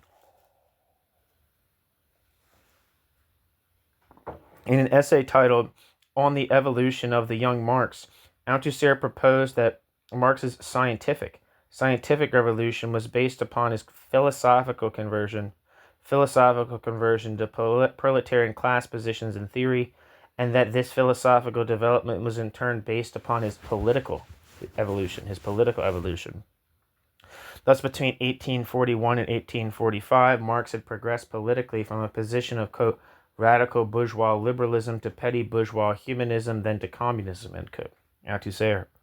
Philosophically, Marx had made the transition from Hegel to Feuerbach and thence to, quote, revolutionary materialism, end quote.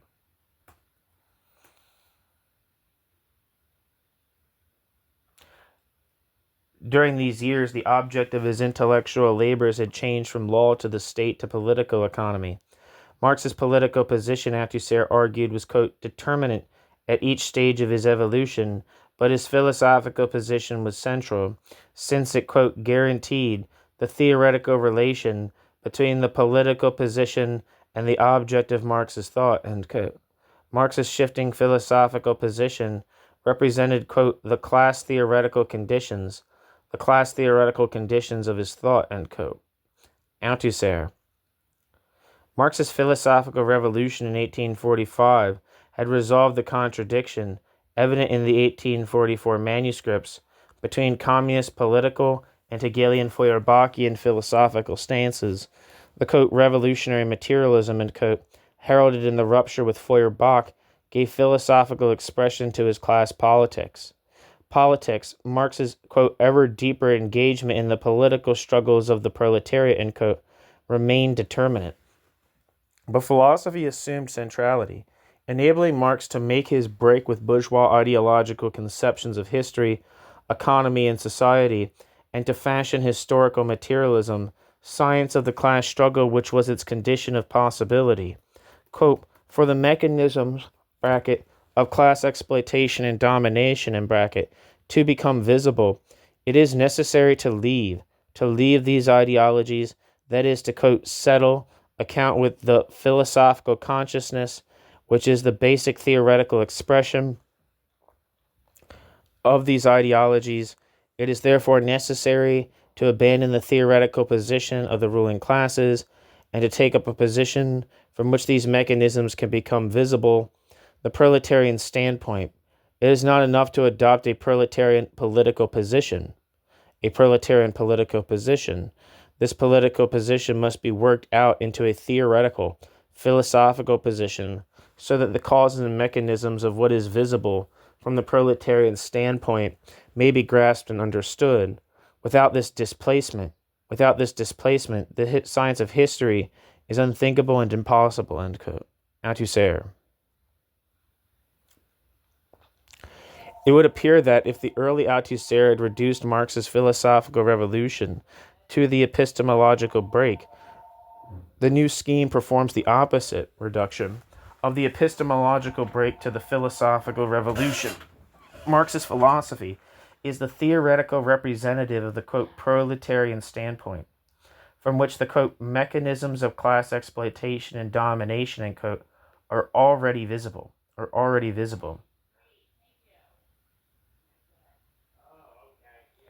The prise de position in philosophy acts as a relay between the proletariat's experience and concomitant spontaneous ideology and Marx's science.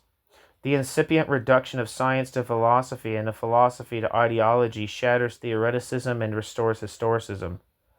Historical materialism is the theorization of proletarian vision, of economic and political class struggle waged against the working class, of the class struggle it wages in return.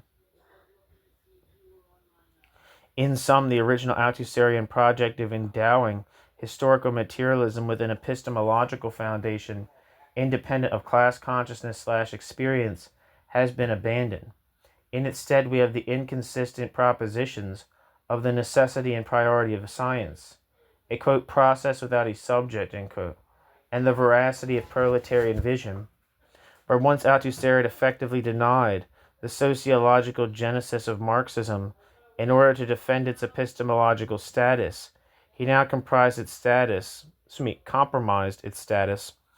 in the course of accounting for its genesis.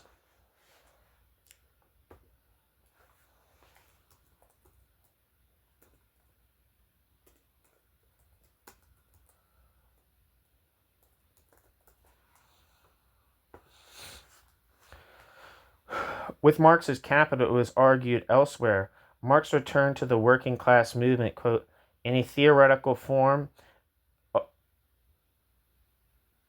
that he took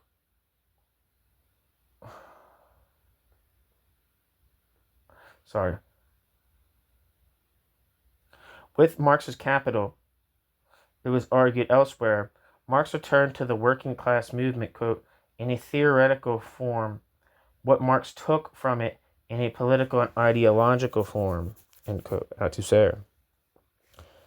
Historical materialism was, quote, the theoretical effect of a determinate cause. Quote, the theoretical effect of a determinate cause, end quote. Contemporary class struggles. Although the science of history, when providing objective knowledge of its object, it was not a science among others, and could not be, quote, recognized by everyone, end quote. Only by the proletariat and its allies. Workers, indeed, were better equipped to, quote, read Marx's Capital, end quote, than intellectuals, since it spoke in scientific terms of something they experienced daily, capitalist exploitation. Althusser's insistence that Marx's rupture with bourgeois ideology was unthinkable without the, quote, inspiration of proletarian ideology and the class struggle in which it was embodied also offered an explanatory framework for the, quote, survival or, quote, restoration of ideological elements in work post-dating the foundation of historical materialism. The latter was a quote, revolutionary science, and as such could no more instantly abolish its ideological prehistory than could a political revolution. Indeed, the theoretical class struggle over the science of history, for and against it, was interminable, a precondition of the progress of Marxist theory, but also a condition for its distortion or regression.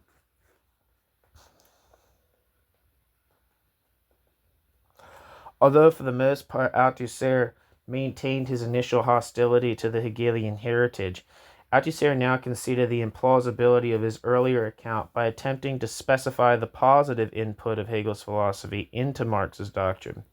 His first and most detailed reflection on the issue occurs in the article Marx's Relation to Hegel of January 1968. Restating his conviction that the subject was a theoretico-political question of decisive importance, Althusser returned to Marx's reading Capital.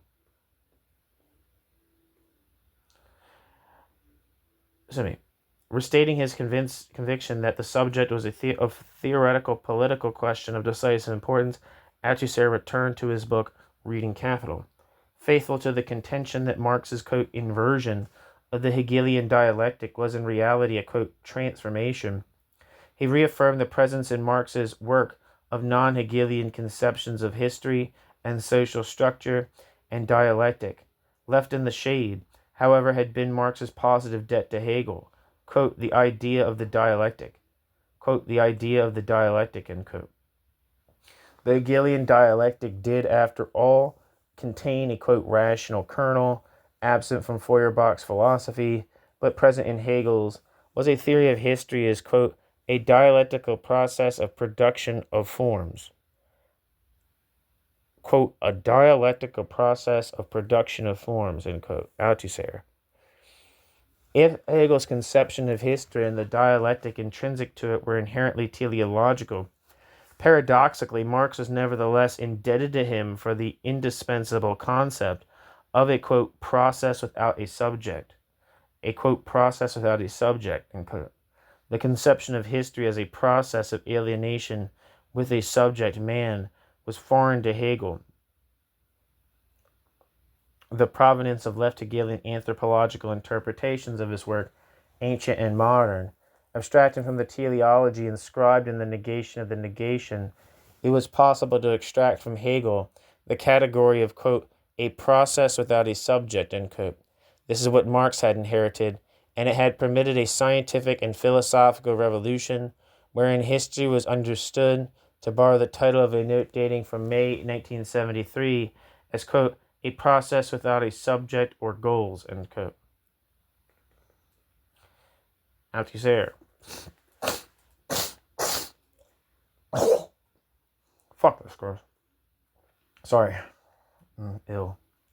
Having thus rehabilitated Hegel for theoretical anti-humanism, in the article Lenin Before Hegel, Althusser sought to recruit Lenin for his new interpretation of the Marx-Hegel relationship. His maneuver is, to say the least, audacious, the enlistment of Hegel as a, quote, proto-Marxist and a proto-Althusserian Marxist at that. Commentators have been divided in their reaction to the readmission of Hegel into the Marxist genealogy. Lucio Coletti and Sebastiano Timpanaro, for example, have construed this departure as a reconciliation with Diomat and Hegelianism. Althusser was certainly playing a dangerous philosophical game when in 1969 he asserted that, quote, the Marxist tradition was quite correct to return to the thesis of the dialectics of nature, which has the polemical meaning, among others, that history is a process without a subject. A process without a subject. But the, quote, rational kernel, end quote, Althusser uncovered in Hegel scarcely warrants the remonstrations of Coletti and Timpanaro. The category of, quote, process without a subject, end quote, which had made a brief appearance in in the book Reading Capital, represents not a regression to Diomat, but an addition to the arsenal of theoretical anti-humanism. Its prominence after 1967 is further evidence of Althusser's opposition to left Hegelianism, which restricted an all too Hegelian dialectic to history conceived as a process with a subject. Althusser is possibly to be faulted for his reading of Hegel. Coletti considers it, quote, absurd, whereas Callinicos has defended it. And his analysis of Lenin is certainly tendentious. He effectively proposed a, quote, society of Marxist friends of Lenin's critique of the Hegelian dialectic, end quote, ignoring the fact that Lenin's proposed, quote, society of materialist friends of Hegelian dialectic, end quote, had non-Althusserian terms of membership. In contrast to the Italian Marxists, Callinicos has offered a positive evaluation of the domestication of the category within Marxism.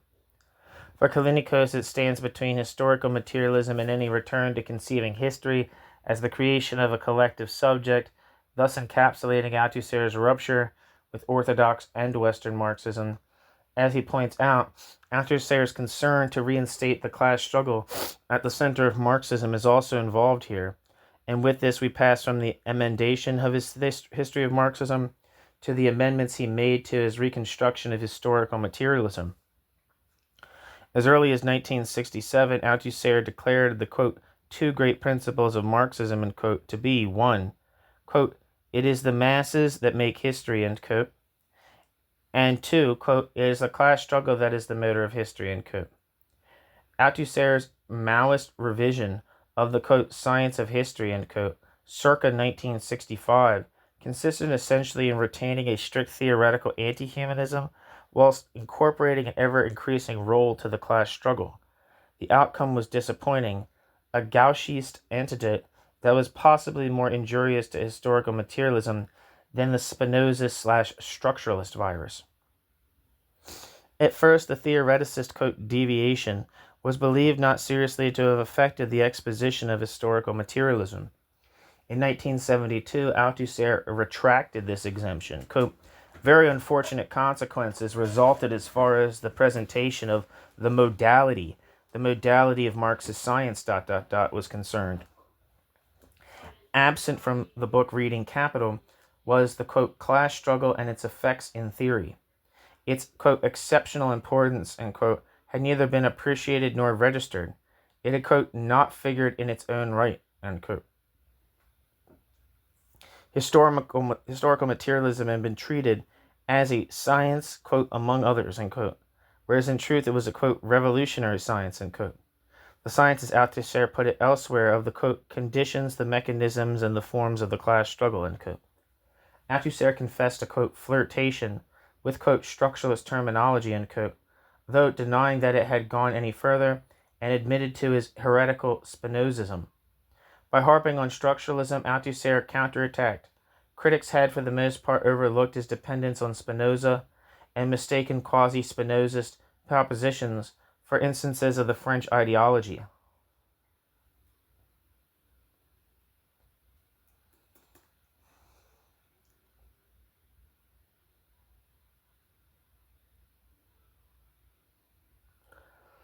An example, quote, structural causality, of which Althusser now offered no more than a partial defense. Structuralism was a quote, secondary deviation, and the theory of modes of production had been expressly and accurately demarcated from it.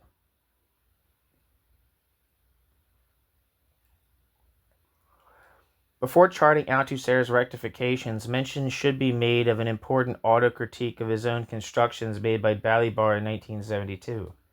This went much further than Althusser was prepared to do, stating that their, quote, main objective, end quote, had been to demonstrate the impossibility of explaining transition. Quote, speaking plainly, social revolution, end quote, in evolutionist fashion, Balibar conceded that, in the process of portraying the passage from one mode of production to another as, quote, a, quote, history, end quote, in the strongest sense, unforeseeable in the reality of its concrete forms, end quote, Balibar had converted, quote, non-transition, Balibar had converted, quote, non-transition, end quote, into a non-history. Balibar now repudiated, quote, a general theory of modes of production, end quote, a theory of the mode of production in general and of its possible, quote, variations, end quote, Balibar, as being of, quote, typologistic or structuralist inspiration, end quote. In addition, Althusser rejected his treatment of historical transition. Balibar rejected his treatment of historical transition, concluding that there could be no, quote, general theory, end quote, of historical transition. There's a footnote that I missed. Balibar remarks, quote, it is easy to understand what practical political reasons that are more actual than ever, drove us to work in this direction, end quote, Balibar. Althusser had precisely defined, quote, the historical fact, end quote, as, quote, a fact which causes a mutation in the existing structural relations, end quote. Althusser and Balibar, 1970. That's Reading Capital, I think, right? Anyway, end footnote.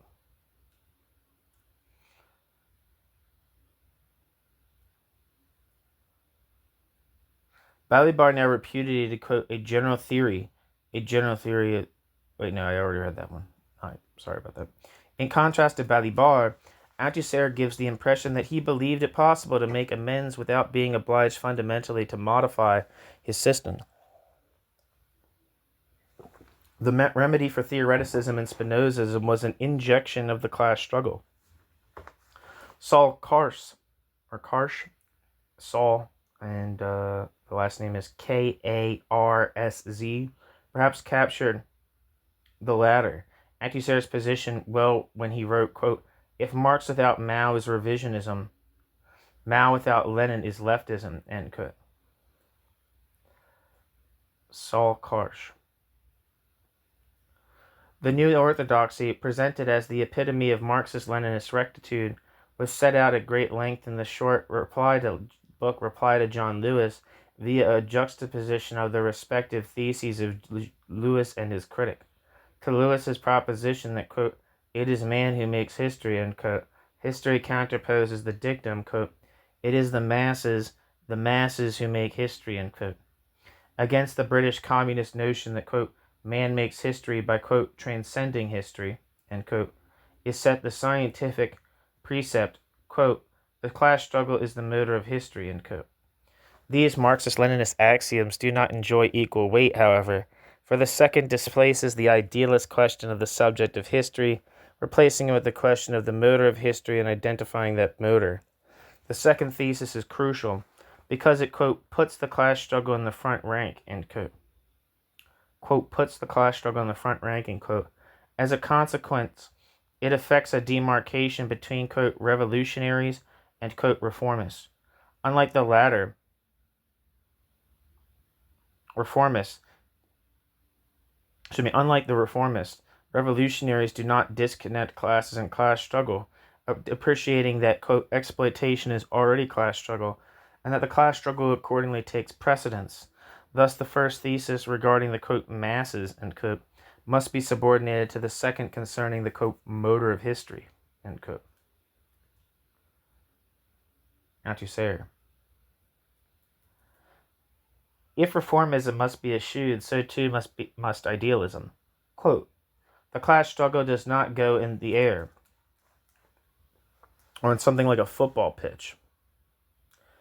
Class struggle is rooted in the mode of production and exploitation in a given class society.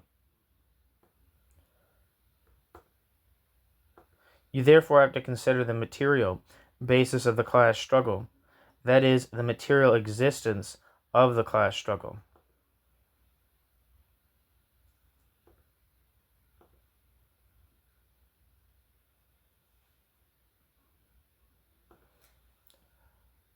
This, in the last instance, is the unity of the relations of production and the productive forces under the relations of production in a given mode of production in a concrete historical social formation. This materiality, in the last instance, is at the same time the, quote, "base," of the class struggle and its material existence, because exploitation takes place in production, and it is exploitation which is at the root of the antagonism between classes and the class struggle. All the forms of the class struggle are rooted in economic class struggle. All the forms of the class struggle are rooted in economic class struggle. It is on this condition that the revolutionary thesis of the primacy of the class struggle is a materialist one. When that is clear, the question of the, quote, "subject of history" disappears. History is an immense natural human system. In movement, and the motor of history is class struggle. History is a process, and a process without a subject. End quote. Althusser.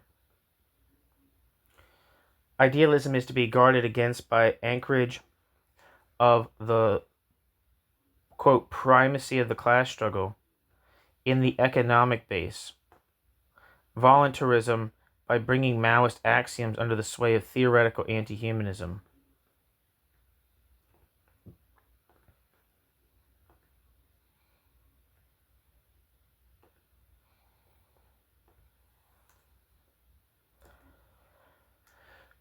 The following interesting situation has emerged. Post-1966, Althusser allowed that the, quote, "masses," but not, quote, "man," made history. At the same time, Althusser never invoked the slogan of the Cultural Revolution, quote, "it is the popular masses who create history," and, quote, doubtless because of its humanist connotations. Having made a concession on the fabrication of history, however, Althusser immediately qualified it. The very question of a maker is idealist. On the alert against hydra-headed theoretical humanism, Althusser prioritized the question of the, quote, "motor of history," reiterating the argument that society is constituted by, quote, "the system of its social relations in which its individuals live, work, and struggle, end quote, thus subordinating the role accorded the masses to the primacy of objective social structures enveloping them. If in the early work via structural causality social formations made and unmade themselves, in the latter the motor of history is also its maker. Althusser's attack on Lewis's anthropocentric epistemology is instructive in this regard, associating it with Vico's verum factum principles, in which the identity of maker, man, and made history supplies an epistemological guarantee. Althusser insists that history is that much more intractable to apprehension than nature because, quote, the, quote, masses are always separated from history by the illusion that they understand it, end quote. Althusser. Little or no retreat from the strictures of reading capital is evident here.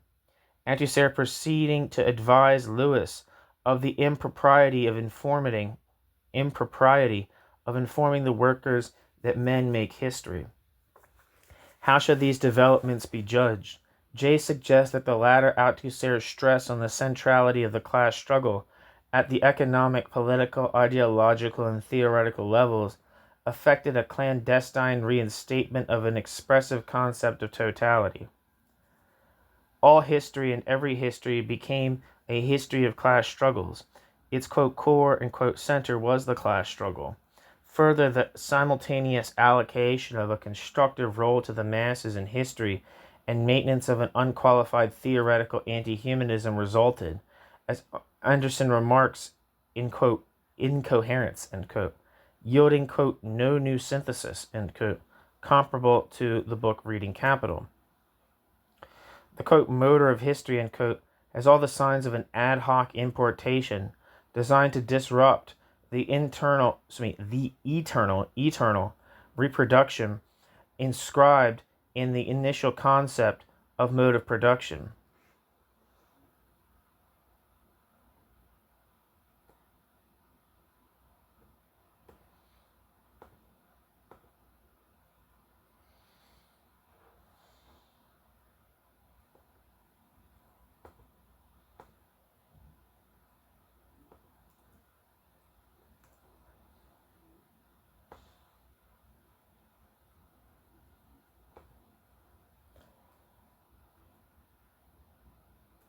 In order to conceive, quote, real history as, quote, the process of the reproduction of social formations and their revolutionary transformation, end quote, Althusser retreated to voluntarism. Paradoxical as it may sound to those accustomed to hear Althusserianism characterized as a, quote, structural superdeterminism, end quote, it needs emphasizing. In the first Althusserian schema, history was determined but not predetermined. So remorseless was this determination, however, that the twin bêtes noires of indeterminacy and predetermination threatened it. It was the problem faced by Balibar, and by his own admission, he failed to resolve it. Reproduction became a process without a historical transition a process without a goal. The adjustments introduced with a shift to the, quote, primacy of the class struggle, end quote, thus had a, quote, internal as well as a, quote, external logic, but the remission of, quote, determinism was secured at the cost of an equally obstructive voluntarism. It is only fair to Althusser to point out that this problem is not peculiar to Althusser, and his unsatisfactory solution has numerous precedents. Absent from Marx's 1859 preface is any discussion of class struggle. Its importance to Marxism theoretically and politically is not in doubt. The real question concerns its precise explanatory role. In his own account of social change, Marx propounded, without interrogating, two general explanatory theses.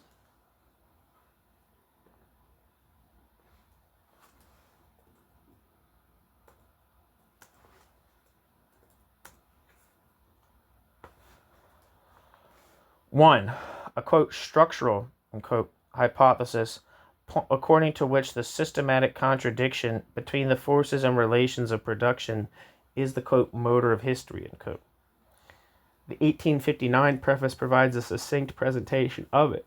and two, an agential thesis according to which the class struggle is the, quote, motor of history. The Communist Manifesto is invoked here. For some Marxists, it is a question of either or.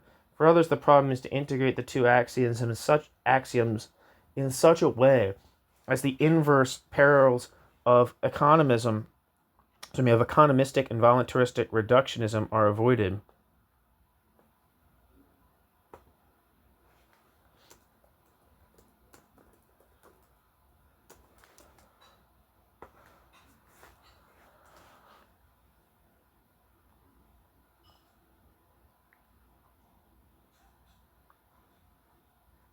Armor.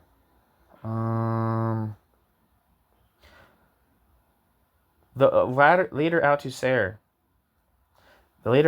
opts exclusively for the second hypothesis. That hypothesis being an agential thesis according to which the class struggle is the motor of history. There is a certain irony to this in that the majority of those who adhere to it do so in protest against the economic fatalism entailed, so they believe, by the first. Thus, for example, in an article on feudalism in Europe, Rodney Hilton explains his subscription to the idea of the agential thesis, according to which the class struggle is the, quote, motor of history, by reference both to the demonstrable historical role of the class struggle and his desire to emphasize the positive and creative.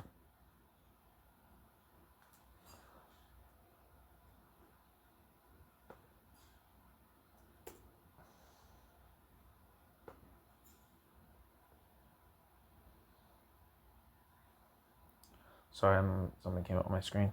Thus, for example, in an article on feudalism in Europe, Rodney Hilton explains his subscription to the agential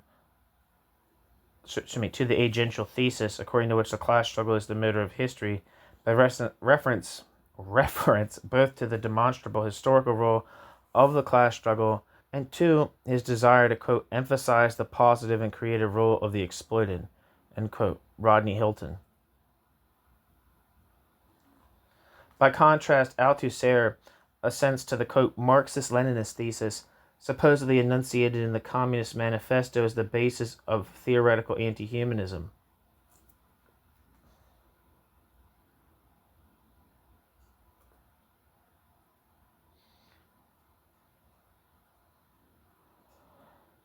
I'm sorry, I'm seeing if there's a footnote. No. Despite this, Althusser did not escape voluntarism. Although Althusser, quote, rooted political and ideological class struggle in the economic class struggle, he veered from denying the primacy of the productive forces to affirming the primacy of the relations of production, which he further treated as relations of exploitation between social classes, in defiance of the rebuke delivered to Hegelian Marxism in the book Reading Capital for ignoring the prior distribution of the means of production. The effect and doubtless the absent cause of the inversion of the primacy thesis was the Maoist discounting of the level of the development of productive forces in the construction of socialism. In the name of anti-economism and anti-evolutionism, Althusser abandoned the classical tenet of historical materialism, substituting such theses as the dominance of the ideological level and the class struggle waged therein in socialist social formations, on the credit of the Cultural Revolution, elevated into an exemplum.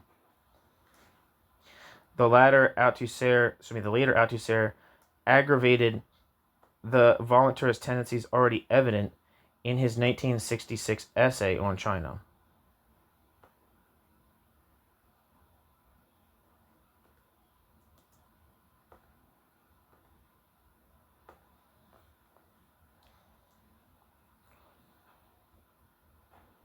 As Debray once remarked, in the Paris of the late 1960s and early 1970s, Maoism was theorized as, quote, the highest stage of historical rationality, end quote. Debray.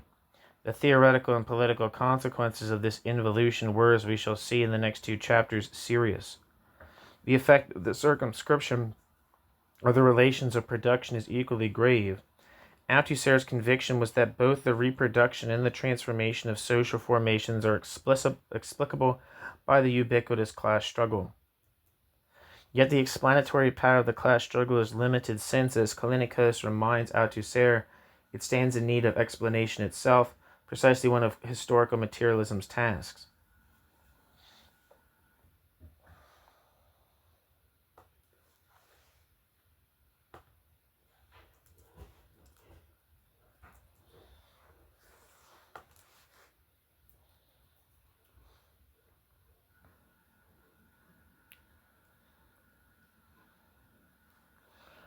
If the, quote, primacy of class struggle, unquote, in reproduction and revolution alike leads to voluntarism, history as a, quote, process without a subject, unquote, is believed by Coletti, anticipating Thompson, to signify that, quote, history is not the site of any human emancipation, unquote, and to betoken Althusser's, quote, organic sympathy with Stalinism, end quote. Coletti. Althusser's propinquity to Stalinism is the subject of Chapter 5. What is the justice of Coletti's first charge, insofar as Althusser's category precludes any preordained end to history, and in particular the, quote, realization or emancipation of a collective or singular subject as its goal. Coletti's view can be endorsed as a statement of fact. In other words, Althusser is quite right to deny the proposition that history is the site of human emancipation. Yet Althusser would also appear to deny that it might be, that is, that there can be only that there can be any self-emancipation in history, a prescription which not only covers the past, but extends to the present and the future as well. Thus, socialist revolution is not exempt from Althusser's scrutiny of conscious and voluntary human agency, for Althusser, as for Spinoza, the, quote, asylum of ignorance.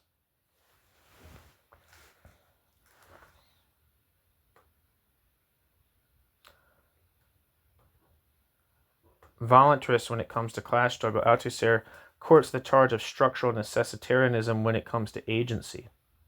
History, social reproduction, and transformation is inexplicable according to either.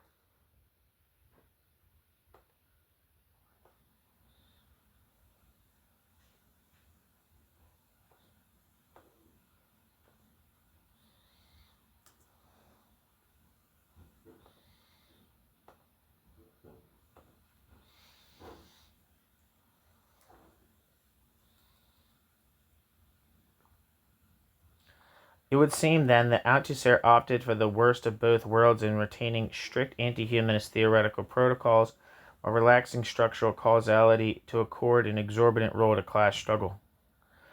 That these two propositions are, moreover, inconsistent only highlights Althusser's failure to rectify his books For Marx and Reading Capital. Just as Althusser's new conception of history fared little better in accounting for its own history than had the theory of theoretical practice, so too it reproduced the aporia of the earlier conception. Emblematic, perhaps, of the deadlock was the most significant theoretical piece written after 1965, titled the article, Ideology and Ideological State Apparatus. Ideological and Ideological State Apparatuses. In 1974, Althusser confessed that in his early work and under Spinoza's influence, he had made ideology, quote, the universal element of historical existence, end quote. Despite his efforts at emendation, he was to repeat the error in 1969.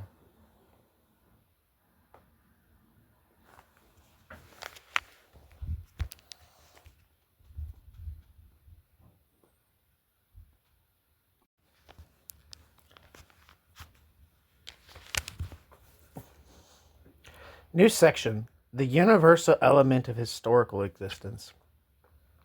That Althusser's renewed attention to ideology was in some sense a response to May 68 has been a commonplace of commentary on Althusser's work. In March 1969, Althusser remarked of an analysis of the events that had the merit of posing, quote, the problem of the constitution of a Marxist theory of the mechanisms of ideology, A Marxist Theory of the Mechanisms of Ideology, end quote, Althusser. The following June, the article Ideology and Ideological State Apparatuses appeared. The article's primary significance resided not in its attempt to constitute a new Marxist theory of ideology. Text in 1964 and 1965 anticipated that, nor in the importance assigned ideology, ditto, nor again in the theme of ideological class struggle. It was central to the article on the Cultural Revolution, but rather in Althusser's attempt to produce a renovated theory of ideology as part of a new theoretical synthesis. The text published in La Pensée in 1970 was composed of two extracts, dated January-April 1969, from a more substantial manuscript entitled On the Superstructure, Law, State, Ideology. This is itself part of an ambitious project, subsequently abandoned, which might be seen as Althusser's attempt to integrate the lessons of 1968 in order to resolve the problems in his original system, and he was confident forward asserted that, quote, we are entering an era which will witness the triumph of socialism throughout the world, ... The revolution is already on the agenda. The revolution is already on the agenda, end quote. Althusser. The abandonment of the full-scale work, the publication of extracts from it which took up, quote, the point of view of reproduction, end quote, and the addition of a postscript urging adoption of the, quote, point of view of the work of the class struggle, end quote, dramatized the distinction between Althusser's focus on the maintenance of the capitalist order and his insistence on the possibility of its revolutionary subversion through ideological and political class struggle.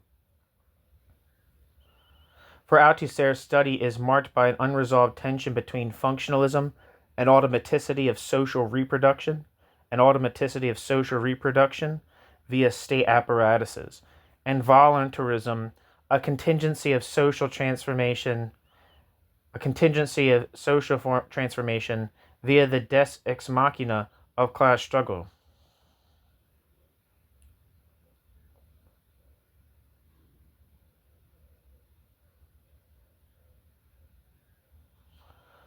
There's a footnote here that says, the text of De la Superstructure contains 12 sections. Forward, what is philosophy? What is a mode of production? On the reproduction of the conditions of production, infrastructure and superstructure, law, the state, the political and trade union state apparatuses, on the reproduction of the relations of production, reproduction of the relations of production and revolution, the juridical ideological state apparatus, on ideology.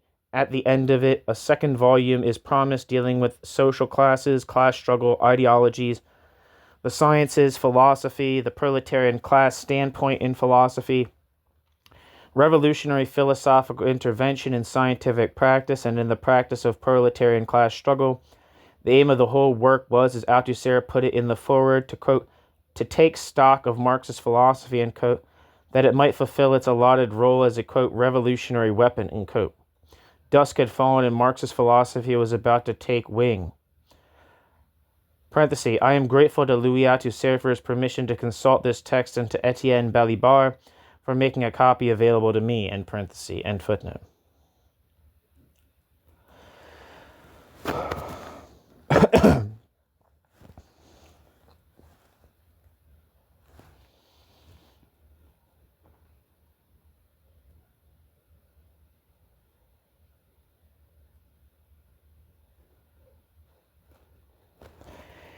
It opened by glossing Marx's famous dictum in his letter to Kugelmann of 11th of July, 1868. The problem posed is that of social reproduction and relatedly social order. The continued existence of any social formation necessitates reproduction of the dominant mode of production therein, its forces and relations of production which confer unity on it. The productive forces comprise the means of production and labor power. Reproduction of the former involves reproduction of the material conditions of production, instruments of production and raw materials, the task of what Marx called Department 1. Reproduction of labor power, to which Althusser rapidly passes, involves more than payment or subsistence wages to workers. For a start, the minimum wage required by workers is historically variable greater in 1970 than 1870, and their historical needs, for example, for paid holidays, are recognized only as an outcome of class struggle. But in addition, labor power must constantly be reproduced in the necessary quantity and equipped with the requisite variety of, quote, technical skills and ideological propensities. In capitalist social formations, these are furnished outside the sphere of production, above all in the education system, but also within the family. A precondition of the reproduction of labor power, then, is the, quote, reproduction of its subjection to the ruling ideology, end quote. Quote, it is in and under the forms of ideological subjection that provision is made for the reproduction of the skills of labor power, end quote. Quote, it is in and under the forms of ideological subjection that provision is made for the reproduction of the skills of labor power, end quote. Althusser. Thus, Althusser argues, under capitalism, the superstructure intervenes decisively in the reproduction of labor power, hence of the productive forces. What of the relations of production? Since the superstructure likewise plays a role here, Althusser is obliged to revert to his, quote, old question, what is a society, end quote. The response is as follows. According to Marx's, quote, spatial metaphor, end quote, every society comprises an infrastructure, the economic base, and a superstructure, the political, legal, and ideological levels. The infrastructure is, quote, determinate. In the last instance, the levels of the superstructure have their own, quote, indices of effectivity, end quote, quote, relative autonomy, end quote, and, quote, reciprocal action, end quote. There is, Althusser believes, a positive and a negative aspect to this topography. Positive, it simultaneously nominates the ultimately determinate level and assigns, quote, effectivity to the others.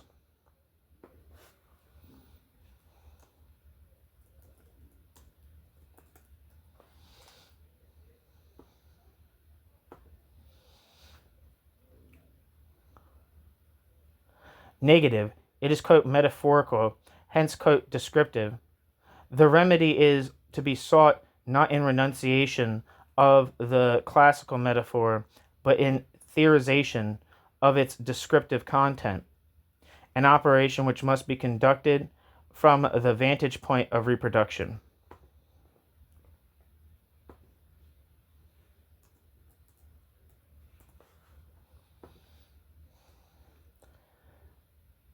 Althusser's own attempt commences with the political level, the state.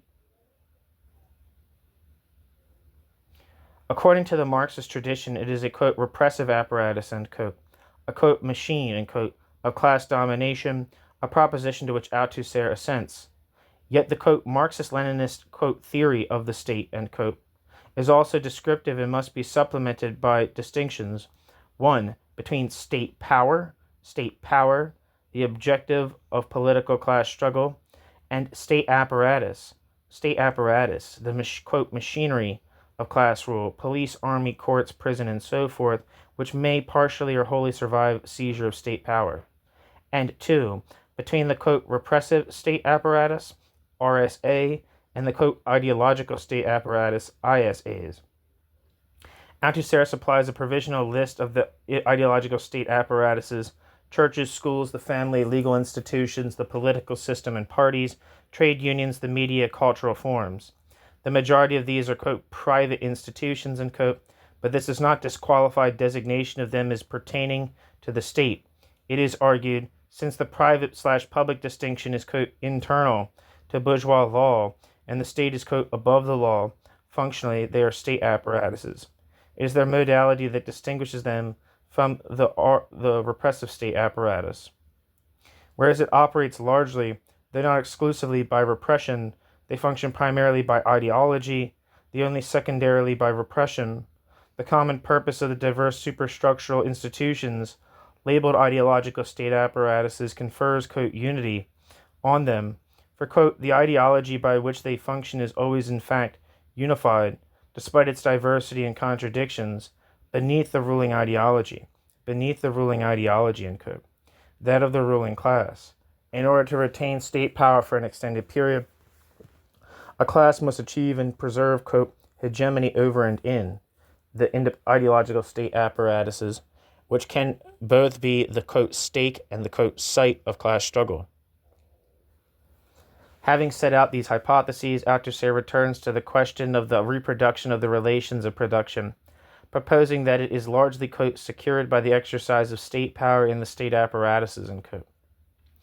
The RSAs and ISAs do not have equal weight in the process.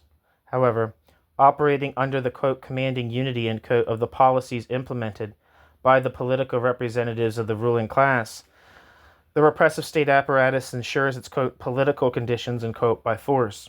Protected by the RSA, the ISAs play the predominant role, preponderant among them in capitalist societies being the education system. Althusser conjectures that in the capitalist era, the, quote, school-family couple, end quote, has replaced the, quote, church-family couple, end quote, of feudalism. At school, a captive audience is endowed with the appropriate skills and dispositions for the various class, quote, roles its members will perform thereafter via the transmission/inculcation of the dominant ideology. The, quote, vital result, end quote, for capitalism. The reproduction of the exploitative relations of production is primarily obtained in the education system.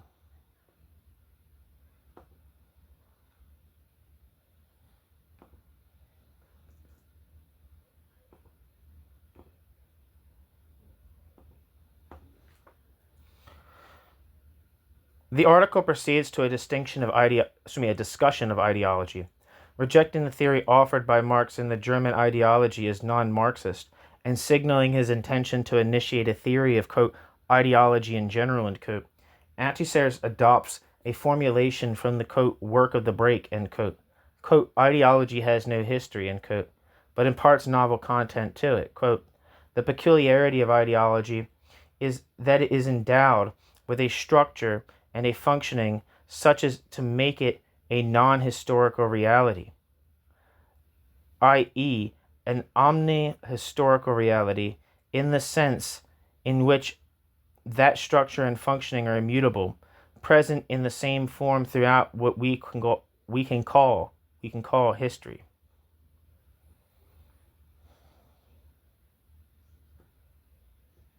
End quote. Althusser.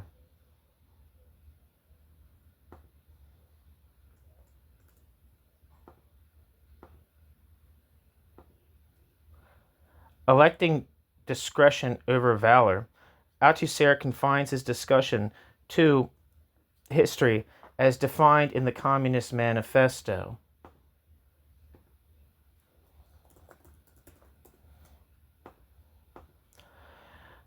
The admission of a, quote, organic link, end quote, between Althusser's perspectives on ideology and Freud's on the perdurability of the unconscious, which leads Althusser to amend his proposition to, quote, ideology is eternal. Quote, ideology is eternal, end quote, reinstates the permanence. By way of introduction to his main contention, Althusser presents two preliminary theses.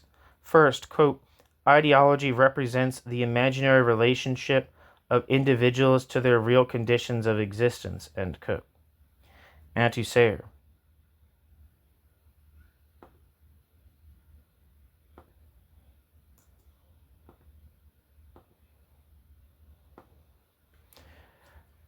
By way of introduction, where am I? By way of introduction to his main contention, Althusser presents two preliminary theses. First, quote, ideology represents the imaginary relationship of individuals to their real conditions of existence, end quote. Althusser. Already familiar from the article, Marxism and Humanism, this asserts that ideology does not represent the real relations regulating people's existence, but their imaginary relationship with the real relations regulating people's existence. The necessity of this, quote, imaginary, end quote, relation is postponed to a later discussion. Meanwhile, a second thesis is proposed, the, quote, materiality of ideology, end quote. The imaginary relation has a, quote, material existence, end quote. contrary to what Althusser calls the, quote, ideology of ideology, end quote. In the latter, an individual is a subject endowed with a consciousness wherein the ideas in which he believes are formed and preserved, whence derives, or at least should, action in conformity with those beliefs.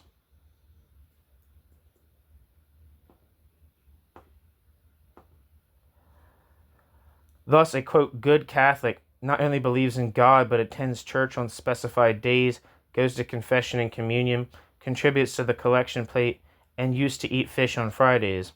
Althusser proposes to invert the order of this, quote, idealist scheme, end quote, turning humanism's master categories against humanism. Quote, where only a single subject, ... is concerned, the existence of the ideas of his belief is material in that his ideas are his material actions inserted into the material practices governed by material rituals which are themselves defined by the material ideological apparatus from which derive the ideas of that subject. His ideas are his material actions inserted into the material practices governed by material rituals which are themselves defined by the material ideological apparatus from which derive the ideas of that subject. End quote, Althusser.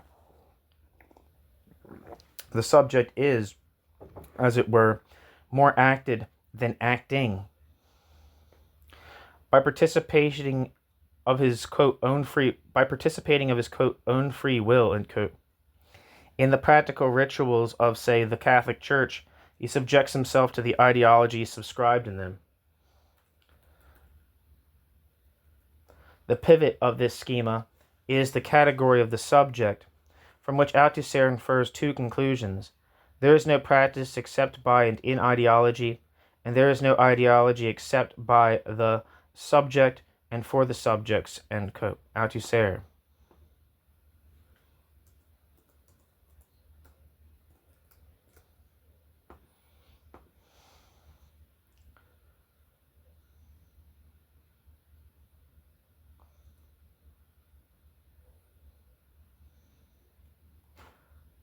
The stage is now set for the third and, quote, central thesis. Quote, the category of the subject is constitutive of all ideology, but, ... the category of the subject is only constitutive of ideology insofar as all ideology is the function which defines it of, quote, constituting, end quote, concrete individuals as subjects. The category of the subject is only constitutive of ideology insofar as all ideology as the function which defines it of, quote, constituting concrete individuals as subjects, end quote, Althusser.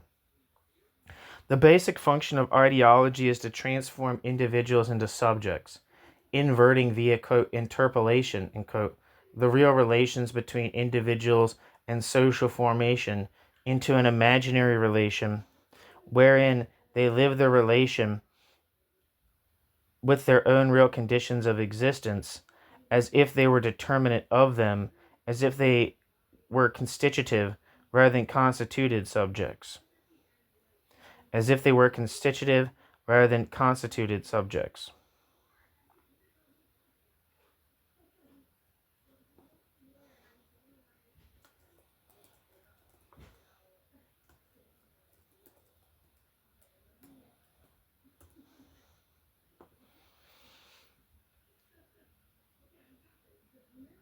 In other words, ideology constitutes individuals as conscious subjects of society, quote, free subjectivities, centers of initiatives, end quote, so as to enforce their subjection to the social order and its demands on them.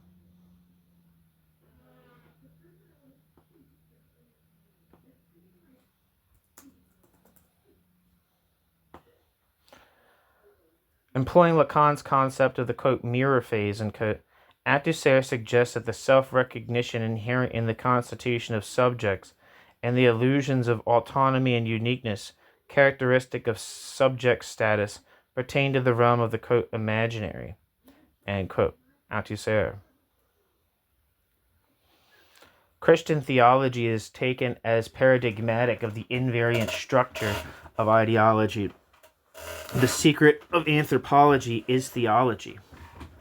The duplicate mirror structure of ideology ensures simultaneously, 1, the interpolation of, quote, individuals as subjects, 2, their subjection to the capital S subject, 3, the mutual recognition of subjects and the capital S subject, the subject's recognition of each other, and finally the subject's recognition of himself, 4, the absolute guarantee that everything really is so, and that on condition that the subjects recognize what they are and behave accordingly, everything will be all right. Amen. Quote, so be it, end quote. Result: caught in this quadruple system of interpolation as subjects, of subjection to the capital S subject, of universal recognition, and of absolute guarantee, the subjects, quote, work.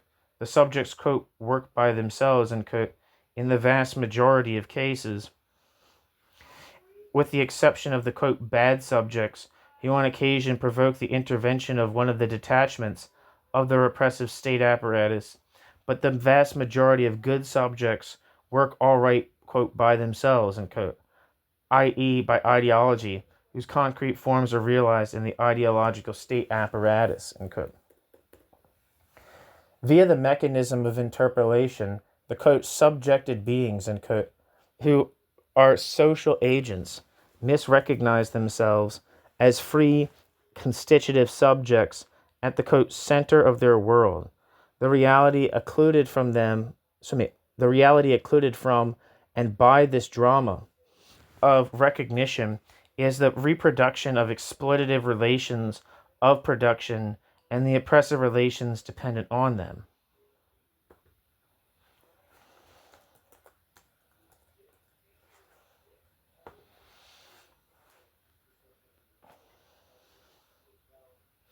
Ideology embodied in and transmitted by the ideological state apparatuses involves, quote, misrecognition / ignorance of the real relations which shape and dominate the lives of concrete men and women by means of ideology which binds individuals to the social structure, and one of whose typical effects is its own denegation.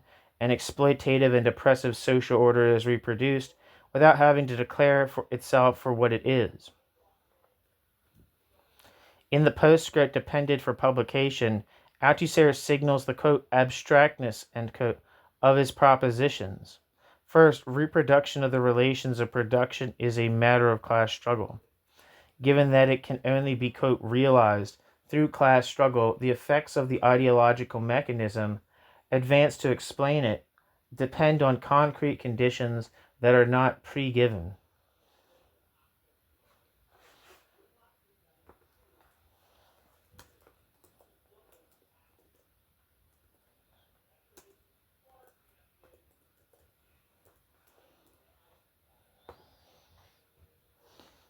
The, quote, point of view of reproduction, end quote, is ultimately inseparable from the, quote, point of view of the class struggle, end quote. Secondly, focus on the mechanism of, quote, ideology in general, end quote, leaves unanswered the question of class ideologies. Quote, whoever says class struggle of the ruling class says resistance, revolt, and class struggle of the ruled class, end quote. Althusser. The ISAs, the ideological state apparatuses, are neither the, quote, realization of ideology in general, nor the unimpeded realization of the dominant ideology. A very bitter and continuous class struggle, very bitter and continuous class struggle, unquote, is required in order to install and preserve the ISAs and therewith hegemony. Moreover, the matrix of class ideologies and ideological class struggles lies not in the ideological state apparatuses, but in the, quote, social classes it grips, in the class struggle, their conditions of existence, their practices, their experience of struggle, etc., end quote. Althusser. Does Althusser's essay, always suggestive and often brilliant, fundamentally rectify the problems associated with his earlier text on ideology? The answer surely is no. One result of Althusser's original elective affinity with Spinoza had been a theory of ideology in which its, quote, practico-social, end quote, function In-class society was dependent upon its provision of false conceptions of the world. The unremittingly mystifying effect of ideology meant that it constituted a, quote, social cement, ensuring cohesion and reproduction. Ideology was both an invariable component of any society and invariant in its structure. Only in the subjectless discourse of science could its illusions be shattered and, quote, real conditions of existence known. If this is correct, then a marked feature of the new theory is its replication in certain essentials of the old one. The importance of the ideological superstructure, hence the extra economic, in social reproduction, had been highlighted by the Cultural Revolution in the East in May 68 in the West. Rather than acknowledge its pertinence in ad hoc fashion, Althusser essayed a new theoretical synthesis. The upshot of his adoption of the, quote, point of view of reproduction, and, quote, was a reworked theory of ideology still dependent on Lacan and Spinoza, and whose functionalism undermined its likely Maoist, or I guess that's Maoist, ambition theoretically to found the paramountcy of ideological class struggle. There's a footnote that I missed. See page 164 of Althusser, 1971. For Althusser's election of Spinoza as the precursor of the properly Marxist conception of ideology. It should be noted that Althusser makes it quite clear that he is not exempting scientists or Marxist theoreticians from, quote, being an ideology, and, quote, all men and women are, quote, ideological animals.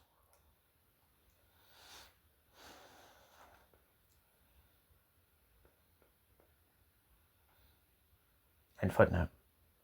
A conjoint theoretical and political intervention, Althusser's text was theoretically flawed and doubtless inadvertently politically pessimistic, ideology proving as resilient as ever. In the book, Reading Capital, the economic structure reproduced the economic structure's self and its superstructural conditions of existence to eternity. At the same time, in the form of, quote, fetishism, ideology became well-nigh coextensive with social relations. In the new account, reproduction of the relations of production and therewith of the social formation is affected by the ideology materialized in the ideological state apparatuses and inculcated in social agents by them. The actual institutions discharging this function are of limited relevance, since ideology is an omnihistorical reality with an invariant structure and function, generating the, quote, useful illusion, Nietzsche, of subjecthood, through which subjection is accomplished. Theoretical humanism is incorporated as the paradigm of ideology in general. The subject form is the ideological effect par excellence. Quote, there are no subjects except for and by their subjection. Quote, there are no subjects except for and by their subjection, end quote. Althusser. Thus, Althusser's theory peremptorily inverts humanism, equating subjectification/subjectivity with subjection and ascribing to the structural systematic level the agency denied is that of the subject/individual.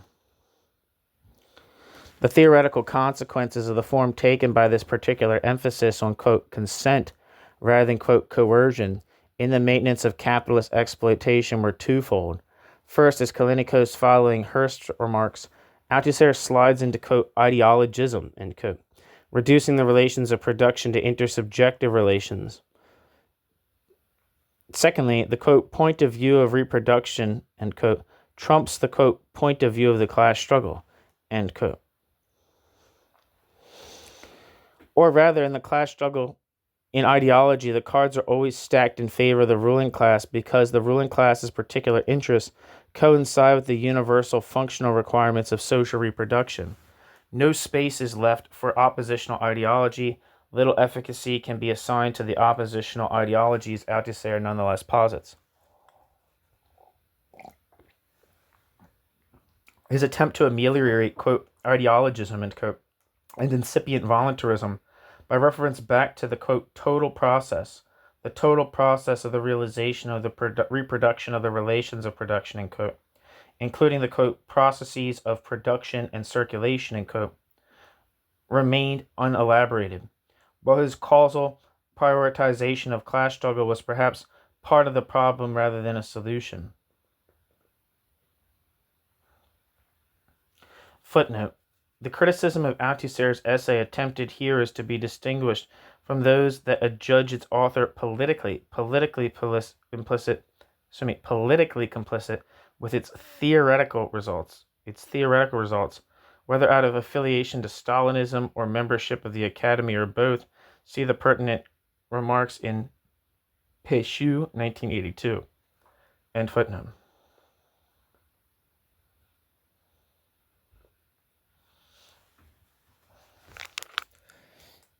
In his article, Self-Criticism, Balibar suggested that the properly Marxist theory of ideology become possible with, quote, Mao Zedong and his period on the practical basis of the, quote, Cultural Revolution, end quote, Etienne Balibar,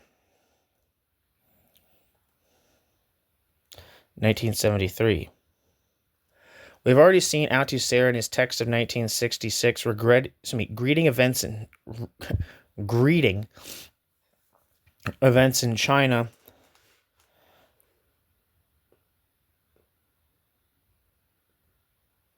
as the implementation of Marxist principles regarding ideology. An application which would give impetus to theoretical research.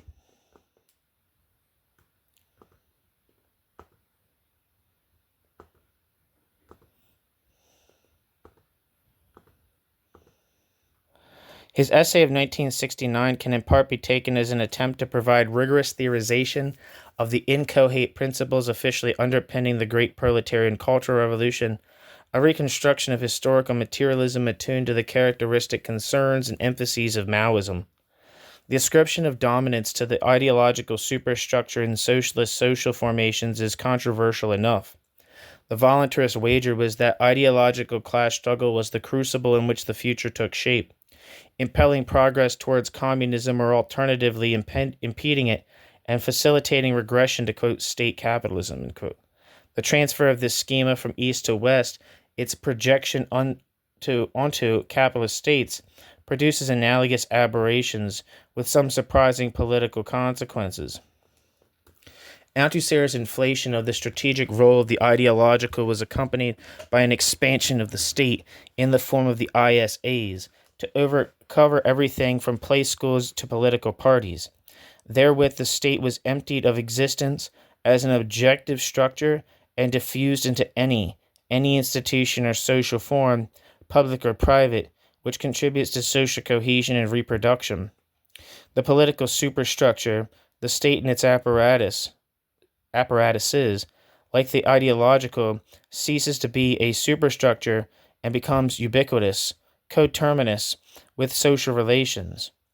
The result, as Anderson points out, of this attenuation of the state proper is the erasure of the distinction between state and, quote, civil society, thereby, quote, undermining any scientific attempt to define the specificity of bourgeois democracy in the West, end quote. Perry Anderson.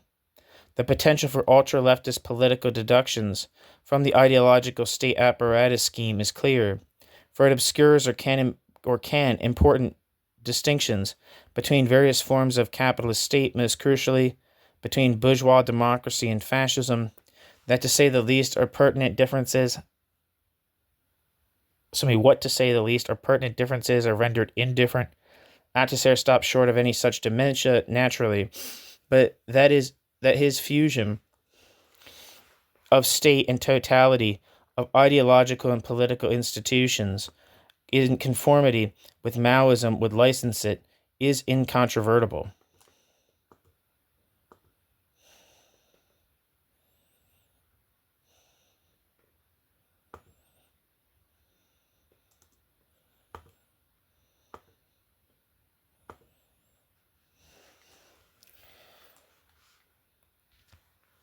Paradoxically, however, an antipodal political conclusion, one that was anathema to Althusser, could be derived from his theses, and was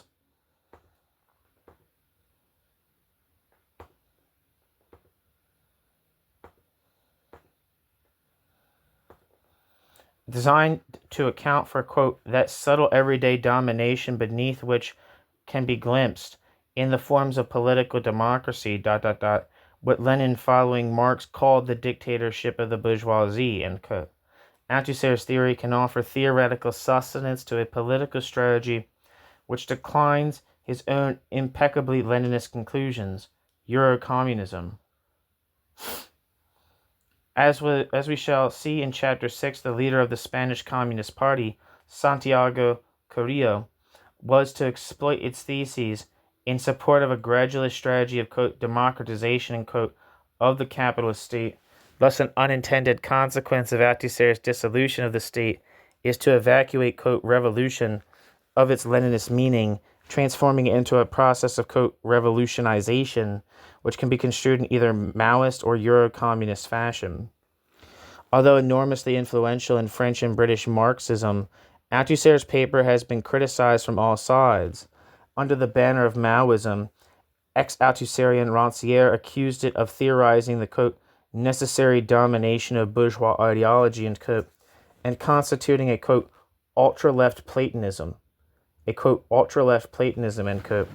But under that of revisionism, post-Althusserian Hearst, despite paying tribute to its originality, detected, quote, communism, quote, class essentialism, quote, functionalism, and a pre-Freudian notion of the subject. It's a footnote that I missed. In De la Superstructure, Althusser had gone out of his way to insist that, quote, at a time when everyone is asking themselves about the, quote, transition to socialism, it is necessary to recall that there is no parliamentary road to socialism. There is no parliamentary road to socialism.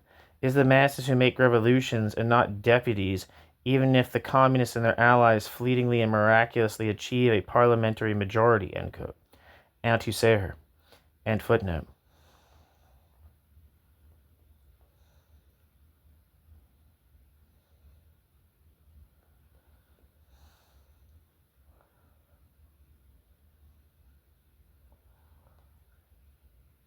Somewhat surprisingly, it was left to an unabashedly Hegelian Marxist, Frederick Jameson, to characterize Althusser's initiative as, quote, the first new and as yet insufficiently developed conception of the nature of ideology since Marx and Nietzsche, end quote.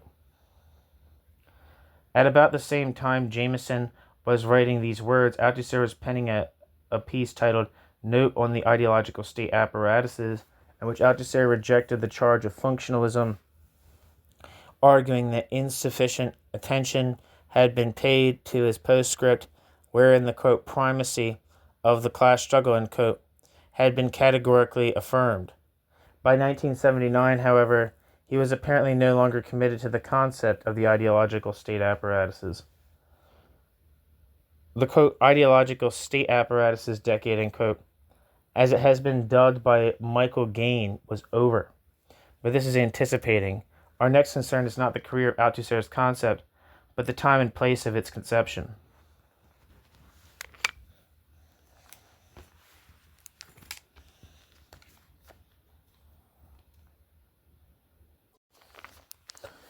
New section, Paris in Spring.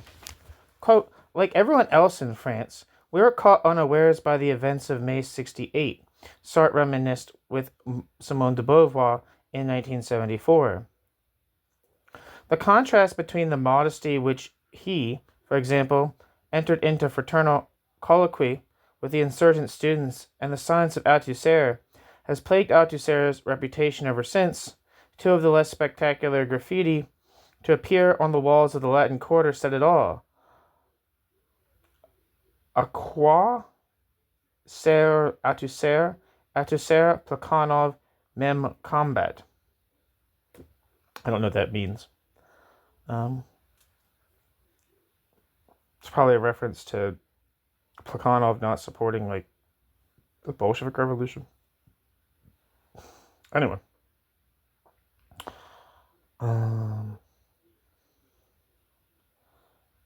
Shit, one second.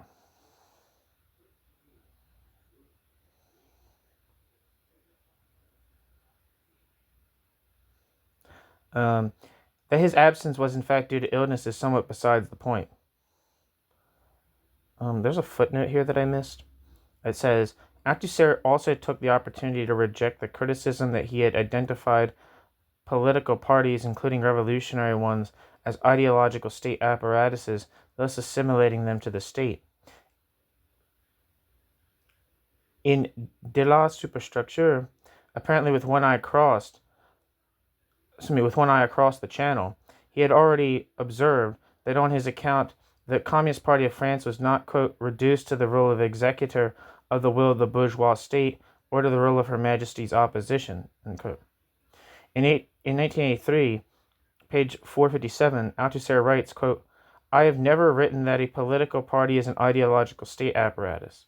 I have never written that a political party is an ideological state apparatus. I have even said something quite different, if only briefly, I admit, namely that the political parties are only, quote, components of a specific ideological state apparatus, of the political ideological state apparatus, which realizes the political ideology of the ruling class, so to speak, in its, quote, constitutional regime, end quote. The parliamentary representative regime under the bourgeoisie in its, quote, liberal phases, end quote. For his discussion of the political ideological state apparatus, see Althusser, 1983.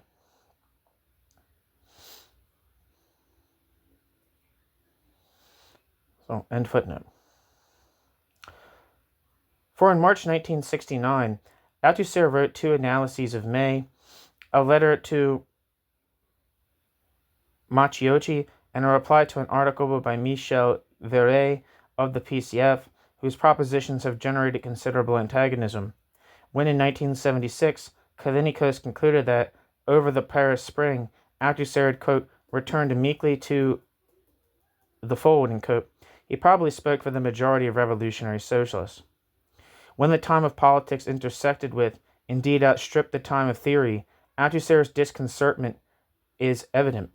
Quote, in political, ideological, and philosophical struggle, the words are also weapons, explosives, or tranquilizers, and poisons, end quote. He had told an interlocuteur in November 1967 to categorize Althusser's words of 1969 as tranquilizers or poisons would be to mimic the rather melodramatic scenario of Althusser's second definition of philosophy.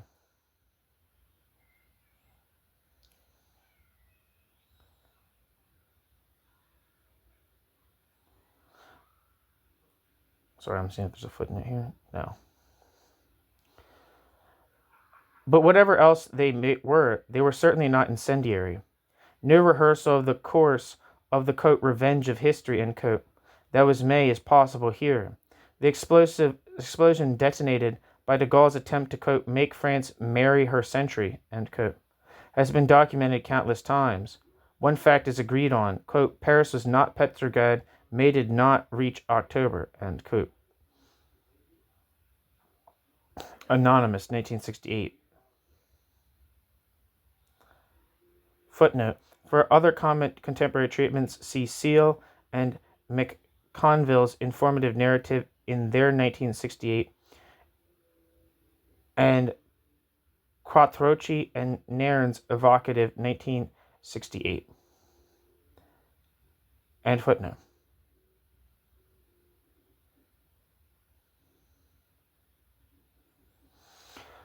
Whether it could have been and might have done are questions that have been debated with more or less vehemence ever since. Rather than enter into the debate, we shall simply note that the Communist Party of France, engaged prior to May in electoral negotiations with Mitterrand's Federation of Left Democratic Socialists, did not simply refuse its revolutionary vocation, it utterly failed as a reformist organization. What, so far as we can gauge, was Althusser's position on the eve of May? In our autobiography, Matteucci quotes him as remarking on the eve of 1967, quote, there is a contradiction between what I write and the political situation, between the theory which I seek to advance and the strategy of the communist parties, end quote. Althusser, as recited by Matteucci, or as told by Matteucci.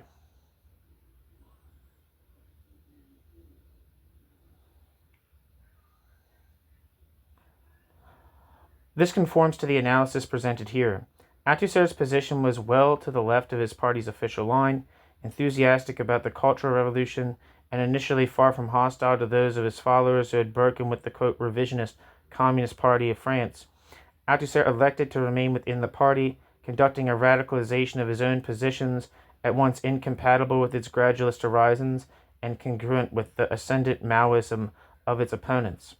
That he retained revolutionary hopes of the contemporary situation is evident from the first letter in his published correspondence with Matteucci, dated the 3rd of February 1968. It advised here, I don't know if that's supposed to say her, I'm not sure. It advised here that, quote, the present period holds out infinite possibilities and resources, end quote.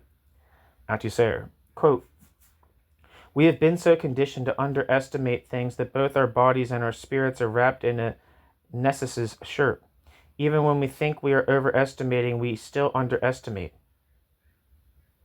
The masses are potentially, in fact, not, but no one gives them the means far ahead of, quote, us, end quote, Althusser.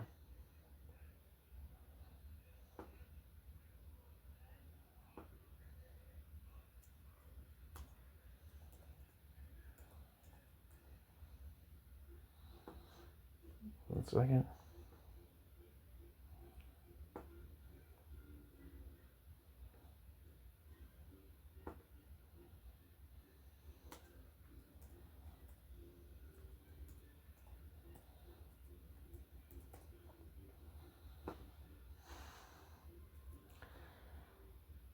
In the second week of May 1968, the French, quote, masses confirmed Althusser's conjecture. When, that August, he was well enough to resume his correspondence, he naturally turned his attention to the events, perceiving in them, quote, the first stage of a process that is going to take a long time to play itself out, end quote.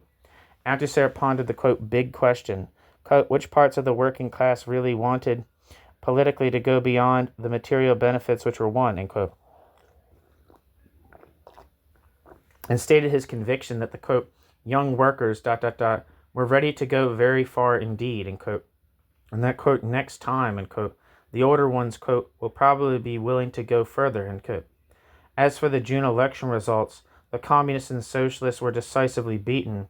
They were, quote, fragile, and formed, quote, a part of the, quote, lesson of reality, end quote, concerning the parliamentary road, end quote. Althusser met in the Matteucci article, or the Matteucci interview. A few months later, Althusser reminded his correspondent that, quote, a communist party must have a, quote, mass, revolutionary political line, which unites in the closest possible fashion, quote, theory and practice, end quote. In other words, concrete analysis of the concrete situation, carried out by applying Marxist science and concrete political investigation, and the, quote, masses, end quote, who are, in the final analysis, the only ones who can make history, end quote. Althusser to Matteucci. Put simply, the letter reveals its author as an Althusserian Maoist. What did Althusser, partisan of, quote, concrete analysis, end quote, and the, quote, mass line, end quote, make of May 68 when he came to meditate on it the following March? Althusser's long letter commenced with the observation that, quote, something of great importance happened in May, something of the greatest importance for revolutionary prospects in the, quote, capitalist countries of the West, end quote, something which must have repercussions on our policies, or else our policies risk being, quote, dragged along, end quote, by events. And I do not mean by the events of May, which are now part of the past, but by present and future events, which one day are going to go far beyond those of May, end quote. Althusser.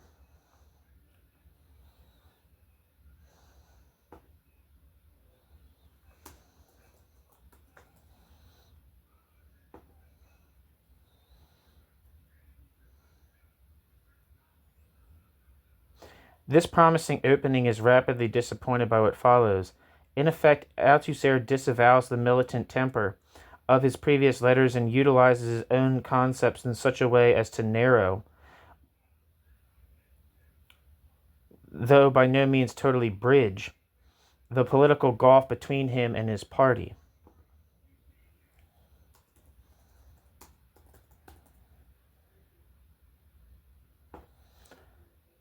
First, via a distinction between chronological and historical order, he insists, as though it were a novelty, on the predominance of the general strike, which saw 10 million workers on strike by 22nd of May, praises the Communist Party of France for its insight in appreciating this fact, and criticizes the students for, quote, erasing it from the record.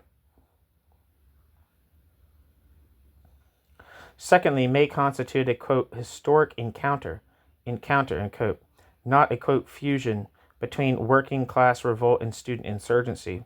For the requisite fusion to transpire in the future, the students would have, quote, to come a very long way from where they presently are, and the workers' movement, yes, it too, will also have to move a certain distance, end quote. Whereas the students had launched leftist slogans, the workers had chanted, quote, defensive political slogans, end quote, and voiced their immediate economic demands, thereby revealing a, quote, discrepancy between the two which had nothing to do with the leadership of the Communist Party of France and the CGT, but which, on the contrary, dramatized the distance between the entire working class and their, quote, utopian bourgeois juniors.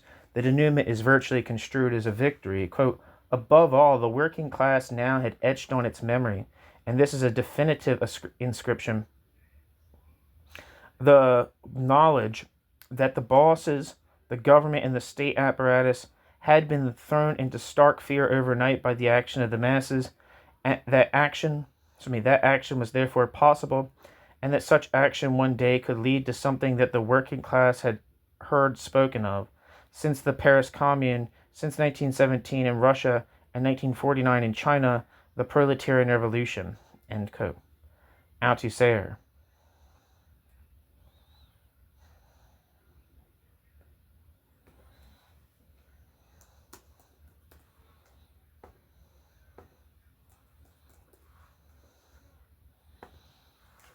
Having posited the determinate role of the general strike and the distance between workers and students, Althusser proposed a third thesis. The so-called student movement was, in reality, a heterogeneous phenomenon, composed of diverse, quote, middle strata and dominated by, quote, petty bourgeois ideology, end quote, noting the impetus given to this, quote, international movement, end quote, by contemporary anti-imperialist struggles, Algeria, Cuba, Vietnam, and the, quote, global, quote, defeat of bourgeois ideology. Althusser identified it as a, quote, ideological revolt, end quote, mainly directed against what he would shortly nominate the educational ideological state apparatus. As such, it was, quote, objectively progressive, end quote, playing a, quote, positive role, end quote, in the anti-imperialist struggle. This, however, raised the central problem facing it, the conditions and time scale of its merger with the workers' movement. At this stage, Althusser registered the loss of, quote, contact between the communist parties and the student/young intellectuals, a state of affairs which pre-existed May. By way of causes, he cited the impact of the Algerian War and the Cultural Revolution, including the Communist Party of China's, quote, secessionist slogans, end quote, recommending further investigation.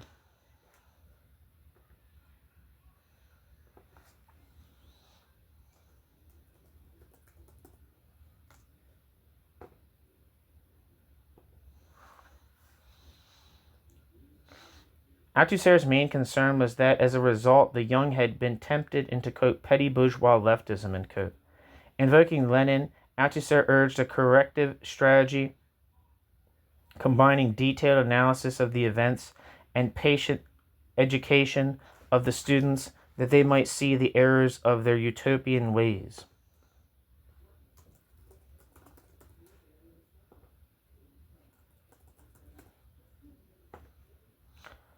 Thus enlightened, they would be ready, quote, to unite with the working class, to recognize the principle, of the working class's leadership of the revolutionary struggle, end quote. Althusser. Althusser's letter closed with a description of May as, quote, the most significant event in Western history, the most significant event in Western history since the resistance and the victory of Renazism, end quote. Althusser. Before commenting on Althusser's analysis, a few words must be said about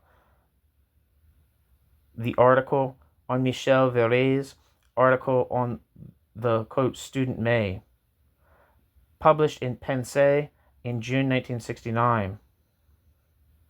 In the course of his assault on Althusser, Rancière justly remarks the difference in tone between the two pieces, both dated the 15th of March. Rancière explains it by the fact that one text was intended for external consumption, the other for internal. This things may not be so straightforward. In her 1983, page 368, Matteucci claims that Althusser, pressurized by the PCI via the intermediary of the Communist Party of France, pressurized by the Communist Party of Italy via the intermediary of the Communist Party of France, withdrew his letters at the last moment from the French edition of her book, having failed to persuade her to renounce publication of it in France. And footnote. For although the article reiterates the point that May was primarily May des Prolétaires, Althusser here undertook a defense of, quote, our student comrades, end quote, against his fellow communists' swinging criticism of them, insisting on the importance and progressiveness of their revolt, emphasizing the need for, quote, unity in action with the students, reminding his readers that Lenin considered, quote, leftism appreciably less dangerous than, quote, rightism, and advised Verret of the suspicion in which the Communist Party of France was held by many students for historical reasons. Their actions, he writes, were, quote, sometimes adventurous, but courageous and even heroic, end quote. Althusser. If they were to be criticized for their, quote, errors, for its part, the PCF should thoroughly analyze the cause of its, quote, loss of contact, end quote, with them, not hesitating to admit and rectify its own errors where necessary.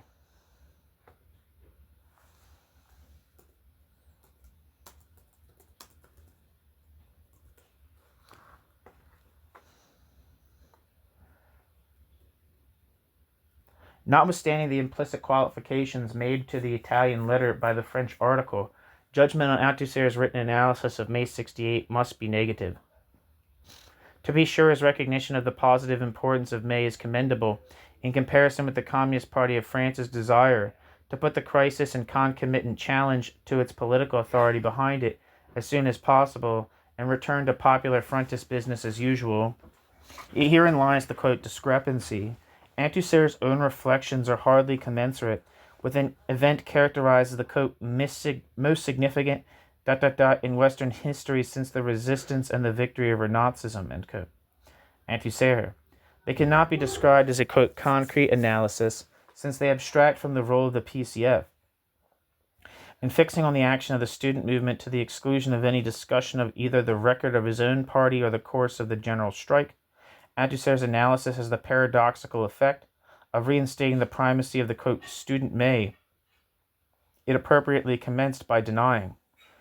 In the article Student Problems, Althusser had followed Lenin in insisting that a communist party, quote, must not be at the same level, as a trade union, but in advance of it, end quote.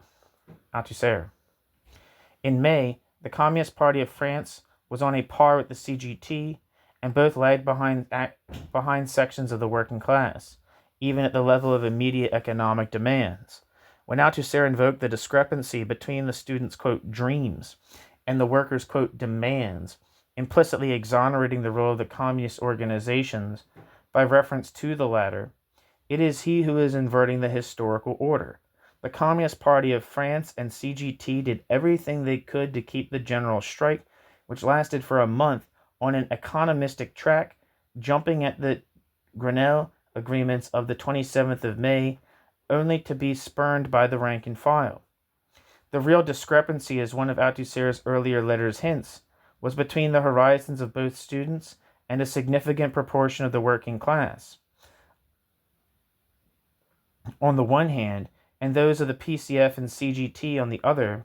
Even where Althusser's point correct, the spectacle of a proponent of the, quote, mass line, accepting that a revolutionary political party satisfy itself with returning 10 million workers to work forthwith is arresting.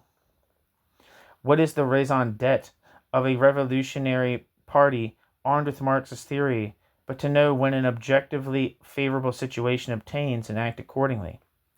The naivety of Althusser's analysis lies here, in the assumption against all evidence that the PCF was still such a party. For if some of the students were deluded ultra-leftists, then the PCF was a sub-Kautskyist until forced out of its immobility by manifestly more advanced sections of the working class and Kautskyist thereafter. Quote, fusion is true but did not occur. Fusion, it is true, did not occur. Did not occur.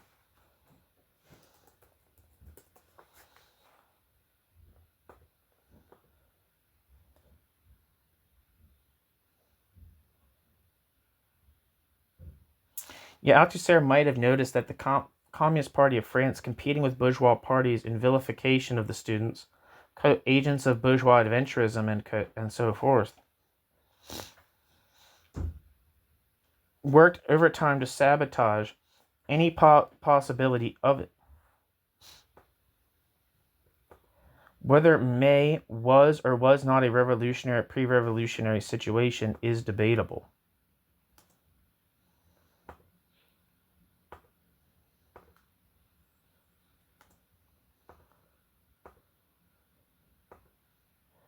That the PCF interposed itself between the French social order and the mass movements contesting the French social order from below, thereby inhibiting further development of the challenge, is not. Such vanguardist illusions as the students entertained had their source precisely in the Communist Party of France's abstention from the avant-garde role Althusser bizarrely continued to accord it. It may once have spoken of revolution, wherever else it heard revolution, quote, spoken of, end quote, in May 1968, the French working class did not hear it from the lips of the Communist Party of France's spokesman. Had Althusser returned to the resistance, the penultimate, quote, most significant event in Western history, end quote, he might have discovered the founding moment of the political orientation more or less sustained by the Communist Party of France up to and during May 68. To maintain that May was not the right time, but, quote, one day, end quote, revolution scene D, I don't know if I'm saying that right, Zinadi, I don't fucking know, SINE space DIE, it's probably Cindy, I don't know, that's my guess, to harbor the slightest illusion that Waldeck Rocher, Marche, and Segui were constrained by the economism of the workers to put the onus on rectifying student, quote, errors. These are propositions which say little of the virtues, little for the virtues of, quote, theory, since they prohibit comprehension of the, quote, concrete situation during and after May.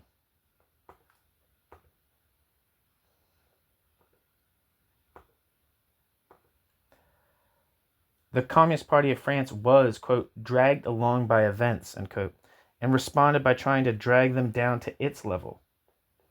To blame theory would, of course, be to do it an injustice.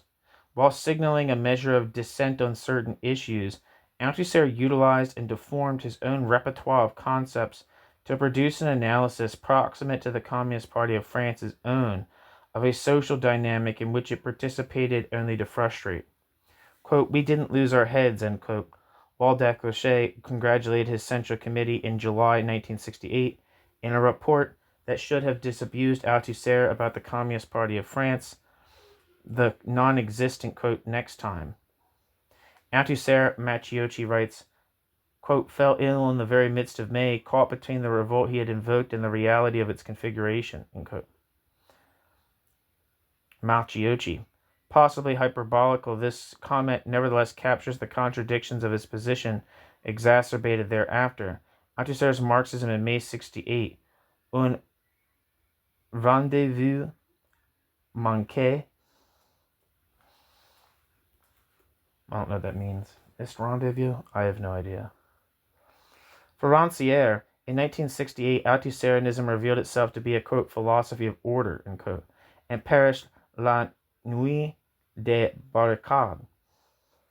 Before 1968, Althusser had concealed his, quote, heterodoxy behind, quote, orthodoxy. After May, vice versa.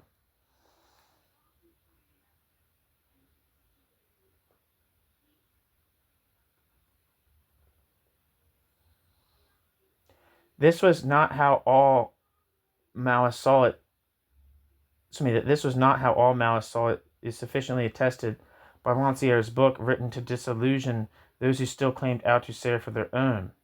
Nevertheless, to his ex-disciples and many others, Althusser was the lost leader, emerging from May profoundly transformed ideologically, and soon to amalgamate with other leftist currents to form the Gauche Proletarienne.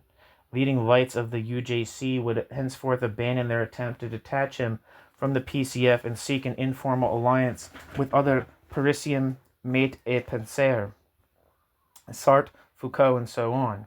As we shall see in Chapter 6, the Gauchiste harvest of May 1968 was eventually to prove detrimental to the whole French left. 10 years on, Althusser would condemn the Communist Party of France for its behavior in 1968, quote, the party deliberately cut itself off from the student and petty bourgeois masses because the party did not have control over them. And pressured the working class to restrict its activity to material demands, end quote. Althusser. But it was too little too late.